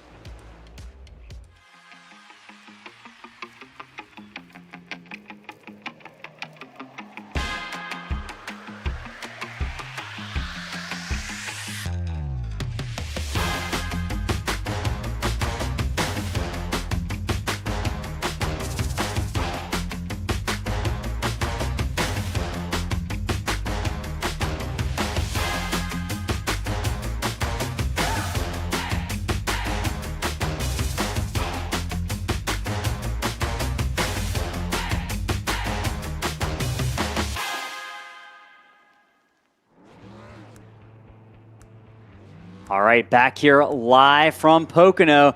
You're watching Matthew Heel burn it down, getting his first checkered flag of the season here from Pocono, live for Slingshot TV and NSRLA. The Downtown Auto Seal Series race number 6 is in the books. We're going to go out here, hear from our top 3 finishers. We'll start off with Mark Cofield, who finished third. Mark Cofield, it's Ellis, Chris, and Cam in the Slingshot TV booth. You got a copy? Yes, sir. I got you loud and clear. Hey, man. Well, it is, I know it's a long race. You're probably glad to be done with it, but you had a hard fought third place finish and you had a lot of speed tonight. Talk to us about kind of how things went. Started third, finished third. We had a couple of incidents, but how was that car handling out there? What made it possible for you to be so fast tonight? The car was pretty tight getting in the corner. Beginning of the run, it was a little loose getting off, but it felt really good. It drove good. Biggest thing was just kind of managing your tires and pit strategy. And we lost one of our team members in that first incident down into turn one. So he kind of kept us informed, stayed in the session and kept us informed for lap times and what others was doing on pit strategy and stuff. So it kind of helped us to stay in contention to get a good podium spot. Well, man, it's always nice to have an eye in the sky. That is for sure. Pocono known for, having to be a technical racetrack, your technical driver, it looks like, with that third place finish. What was the most difficult corner you faced tonight? What were you struggling with the most in terms of, the balance of the car can't be great through all three corners, and you said you were tight. What was the hardest part of the track? The biggest problem for me was turn one, being consistent and missing the bumps in the middle of the corner and being able to have a good run off the corner, because you lose so much speed down that straightaway if you miss the corner exit very much. Well, man, you fought through all that. Congratulations on that third place finish. Before we let you go, celebrate that podium. You got any shout outs for the folks watching at home? Yeah, I want to thank Andy Barry and all the guys here at NSRLA. I want to thank Downtown Auto Sales. If you need a good car, you need to get a hold of them if you're in the Atlanta area. Thank Bandit Motorsports, the team there, do a really good job. We work together really well. Thank my sponsors, Cofield Supply and Service, Cofield Asphalt Refinishing, and thank y'all guys at Sling TV for putting all this on. Absolutely, man. Glad to do it. Congratulations on that third place finish. Have a good night. All right, thank y'all. Yes, sir.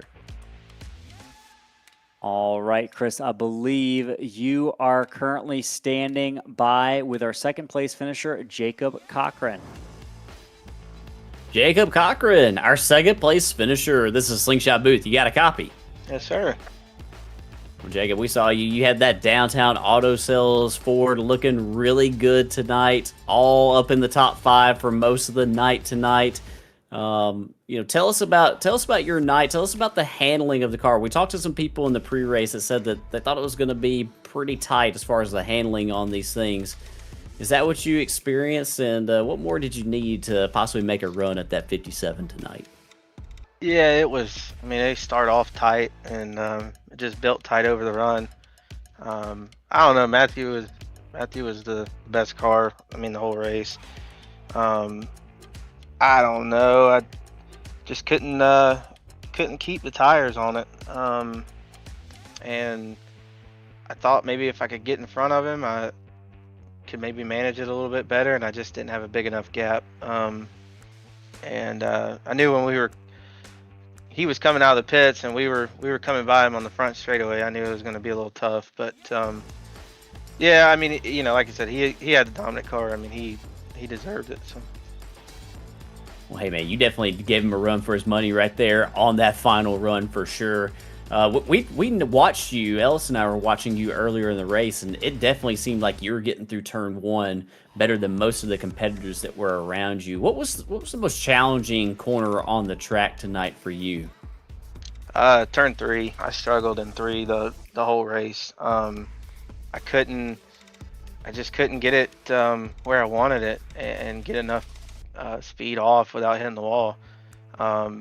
That's where I was getting beat. I could run them down in 1, but when we get to 3, it was like I was starting all over again. So the tunnel turn wasn't bad. 57 was definitely a lot better than I was through it, but I thought we were decent through there. But turn 3 just struggled. I searched on the top, the bottom, the middle. I tried diamonding it. Just couldn't really, never feel comfortable through there. Right, you gave it a valiant effort for sure, and you made it entertaining for us in the booth there in that final run right there. Before we let you go celebrate this great second place finish here tonight, do you have any shout outs for friends or family watching at home? Yeah, first off, you guys up Slingshot booth, you guys always do a great job, and we appreciate it every week. And sponsor Downtown Auto Sales for sponsoring the car in the series, and then team at Berry Performance Racing, Andy Berry and Michael Cole. We move on, and unfortunately, I will be out of town next week, so I'm gonna be sad. I get to miss Watkins Glen. So, you guys sound know, really disappointed. Yeah, you guys know I ain't much of the road ringer, so yeah, I'm gonna miss that. But we'll catch you guys the week after. So. Hey, we're looking forward to seeing you back on the track here in a couple of weeks. That's our second place finisher, Jacob Cochran. Great run out there, bud. Congratulations. Thank you, guys. Y'all have a good night. You too. All right, so you heard from Jacob Cochran, second place, which means one left, and that is our winner, Matthew Heel. Matthew, you got a copy. This is Ellis, Chris, and Cam in the Slingshot booth. Yes, sir. Do you have a copy? We got a copy, man. Congratulations on what ended up being a dominant win in the end. We were a little bit worried about you there coming to that final pit stop a little bit later than the rest of the top five. How worried were you when you came out behind the two leaders?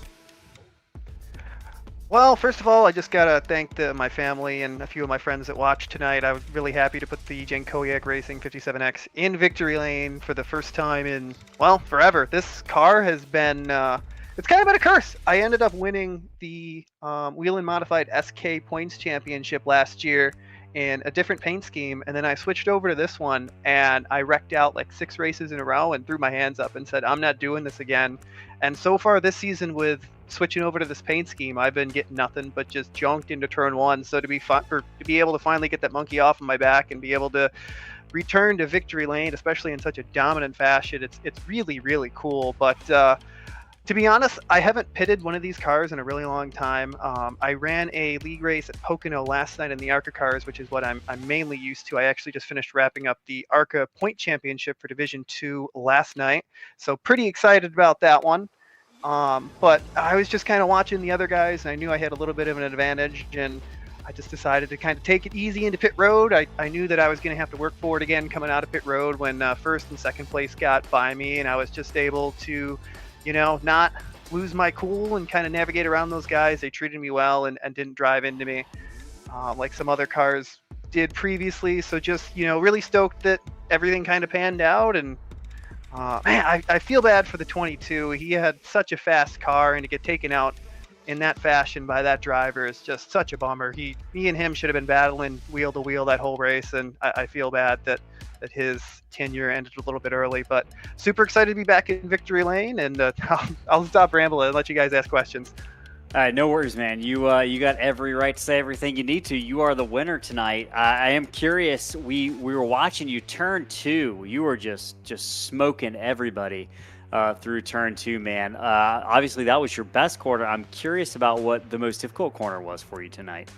For me, I always used to hate Pocono. I never really used to be good here, and then finally I sat down for some official sessions where, in the ARCA series, where you got to go 40 laps without, I think it was 35 actually, it doesn't really matter, but you got to go 35 laps, no pit stops, so you got to manage tires, and I knew that going 20 laps on tires was going to make a little bit of a difference, so I was just really trying to save tires throughout the run, so I knew the guys are going to be a little bit faster than me on the short run, and then I'd be able to kind of even out. I know I was watching a couple of guys behind me really dive it deep into one, and I'm like, they're going to fall off eventually. So just kind of having a little bit of nerves of steel, but honestly, I had a lot of fun with 2. It's kind of a deceptive corner. You really have to brake super, super early and kind of set your momentum up so you can just nail the throttle. With the straightaways being so long here, if you miss a corner exit or just don't get off an exit of a corner too well, you're going to pay for it down the straightaway. And, everybody just ran a really solid race, and, I'm happy to finally get one at Pocono. It's been a long time since I know I talk about winning a lot, but it's been a long time since I've won a league race, probably since, I want to say, September. So super, super pumped, and I almost don't know what to say. So I think 2-3 months of chatter is just all coming out at once, so I apologize. Oh no, man, you are good. We love the excitement. Before we let you go, I am curious: are you going to be at Watkins Glen next week, and how do you fare typically on the road courses? That is a great question. So I'm personally really good at road courses. However, if someone who just races road courses show up, they are going to wax me. So I'm very curious to see, how this league pans out when it comes to road courses. But I'm hoping that I'll be in contention. I'm from New York, so Watkins Glen is my home track. Pocono's, just a few hour drive away. I've been there a couple times in real life working for Jane Koyak as well. So pretty cool to get a win at sort of home track, and hopefully I can get a win at my other one next week. Man, well, we'll look forward to seeing you out there. Before we let you go, any last shout outs? Oh, just got to thank my friends and family that tuned into the broadcast. Sorry I kind of blew up the show there in the last 20, but hopefully I kept you entertained for the first bit. I appreciate everybody tuning in, and I appreciate the broadcast for putting this on and giving us a platform to showcase our talents. Absolutely, man. Congratulations, Matthew Heel. We'll talk to you next week at Watkins Glen. Thank you, sir. Have a good one. Yep, you too. All right, so you heard from the top three, which means it's time to look at the rest of the finishing order for tonight. We'll go ahead and pick it up with fourth place. Travis Bieber in that number 23 machine fast car finishes fourth. Fifth was Vincent Short. Lots of speed tonight, maybe his best race of the season. The sixth place went to the 54 of Tyler Honeycutt, who had a lot of speed, but had some trouble late on in the run. Brandon Vees, who was really capitalizing on that late run speed in that number 65 machine, brings it home seventh. Brett Bieber, 8th in that number 32. Ryan Bittler at his home track comes home 9th. And then Brett Wren brings that 24 machine home with a top 10 finish after a lot of perseverance. Yeah, and the field, Ellis, was kind of thin tonight with all the carnage, a couple of big crashes. So a lot of these drivers you see on your screen right here, their finishing position not indicative of the speed they had tonight. Michael Cole is going to finish in the 11th spot. Roy Sprague, he persevered until the very end after that crash that we saw on pit road that he had. Casey Bristow went flying through the air earlier in the race, continued to soldier on and brought it home in the 13th position, 10 laps down. Tyler Merkel is going to finish in 14th. We saw him in 15th place. Alex Pollock tangle late in the going right there. I'm showing, I think that Blaze Baker, if I'm not mistaken. No, Donnie Honeycutt looks like he's getting credited with the 16th position, so not sure why he's showing up 17th in the results, but man, what speed out of that 22. It's a shame that he got in a crash earlier in the race. He was definitely one of the fastest cars here tonight. Blaze Baker is going to finish in 17th position. Tyler Hensley, also one of those cars that was involved in that big crash. You see all these drivers right here, they were involved in that crash. Gino Volante, we saw him on his birthday, unfortunately, finishing in the 19th position. And David Moyer will round out the top 20, 58 laps down. 21st was Andy Kurtz, 22nd Dustin Lewis, 23rd Andy Berry, and 24th Bradley Minor. 24 cars started the field tonight, and you mentioned it, Chris, lots of attrition. 2 cautions on the evening, but those cautions had a massive, massive impact. I suspect we're maybe going to have a few cautions next week at Watkins Glen. Probably going to be some tight confines. We've seen some track blockers at the Glen. We are headed there next week in what is going to be race number 7 with just 6 races remaining in the regular season, folks. We appreciate you tuning in tonight. Make sure you stick around for future races every week. We've got the UD Awards Series next week, Monday. But before then, Chris, we've got a special little race for going on this Sunday from KC Sim Media. It's the TCR Scramble, and those TCR road cars from VIR, a little special event we're going to be broadcasting. I know I'm looking forward to it. You joining me in the booth along with Johnny. Those little cars put on a good show, and I think we're in store for no less than that on Sunday. Yeah, I'm looking forward to calling it. I'll be honest, Ellis, I have not been in one of those cars yet, but I'm looking forward to, between now and then, turning some laps in one of them just to see what they drive like. So yeah, I'm excited for that race. Getting to do something a little bit different than what we typically do on the channel. We're mostly NASCAR stock car racing. But yeah, that's going to be something a little bit different, and yeah, I can't wait. I'm very excited, and also excited for Monday nights. You can catch Johnny Rapp and Justin Wilson here on Slingshot TV in the booth for the UD Awards National Series, the last race of the season for that series. So should be a very entertaining couple of nights right here, Sunday night and Monday night on Slingshot TV. Of course, you can catch all that live on Slingshot TV. Make sure you subscribe and like if you have not already done so, folks. It's the best way you can support our channel. We're looking forward to hearing from you on Sunday, 5 p.m. for that TCR road race. That's going to do it for tonight. For Slingshot TV, Chris Smith, Cam Gillens, I'm Ellis Thomas. Folks, have a good weekend. So long from the Poconos.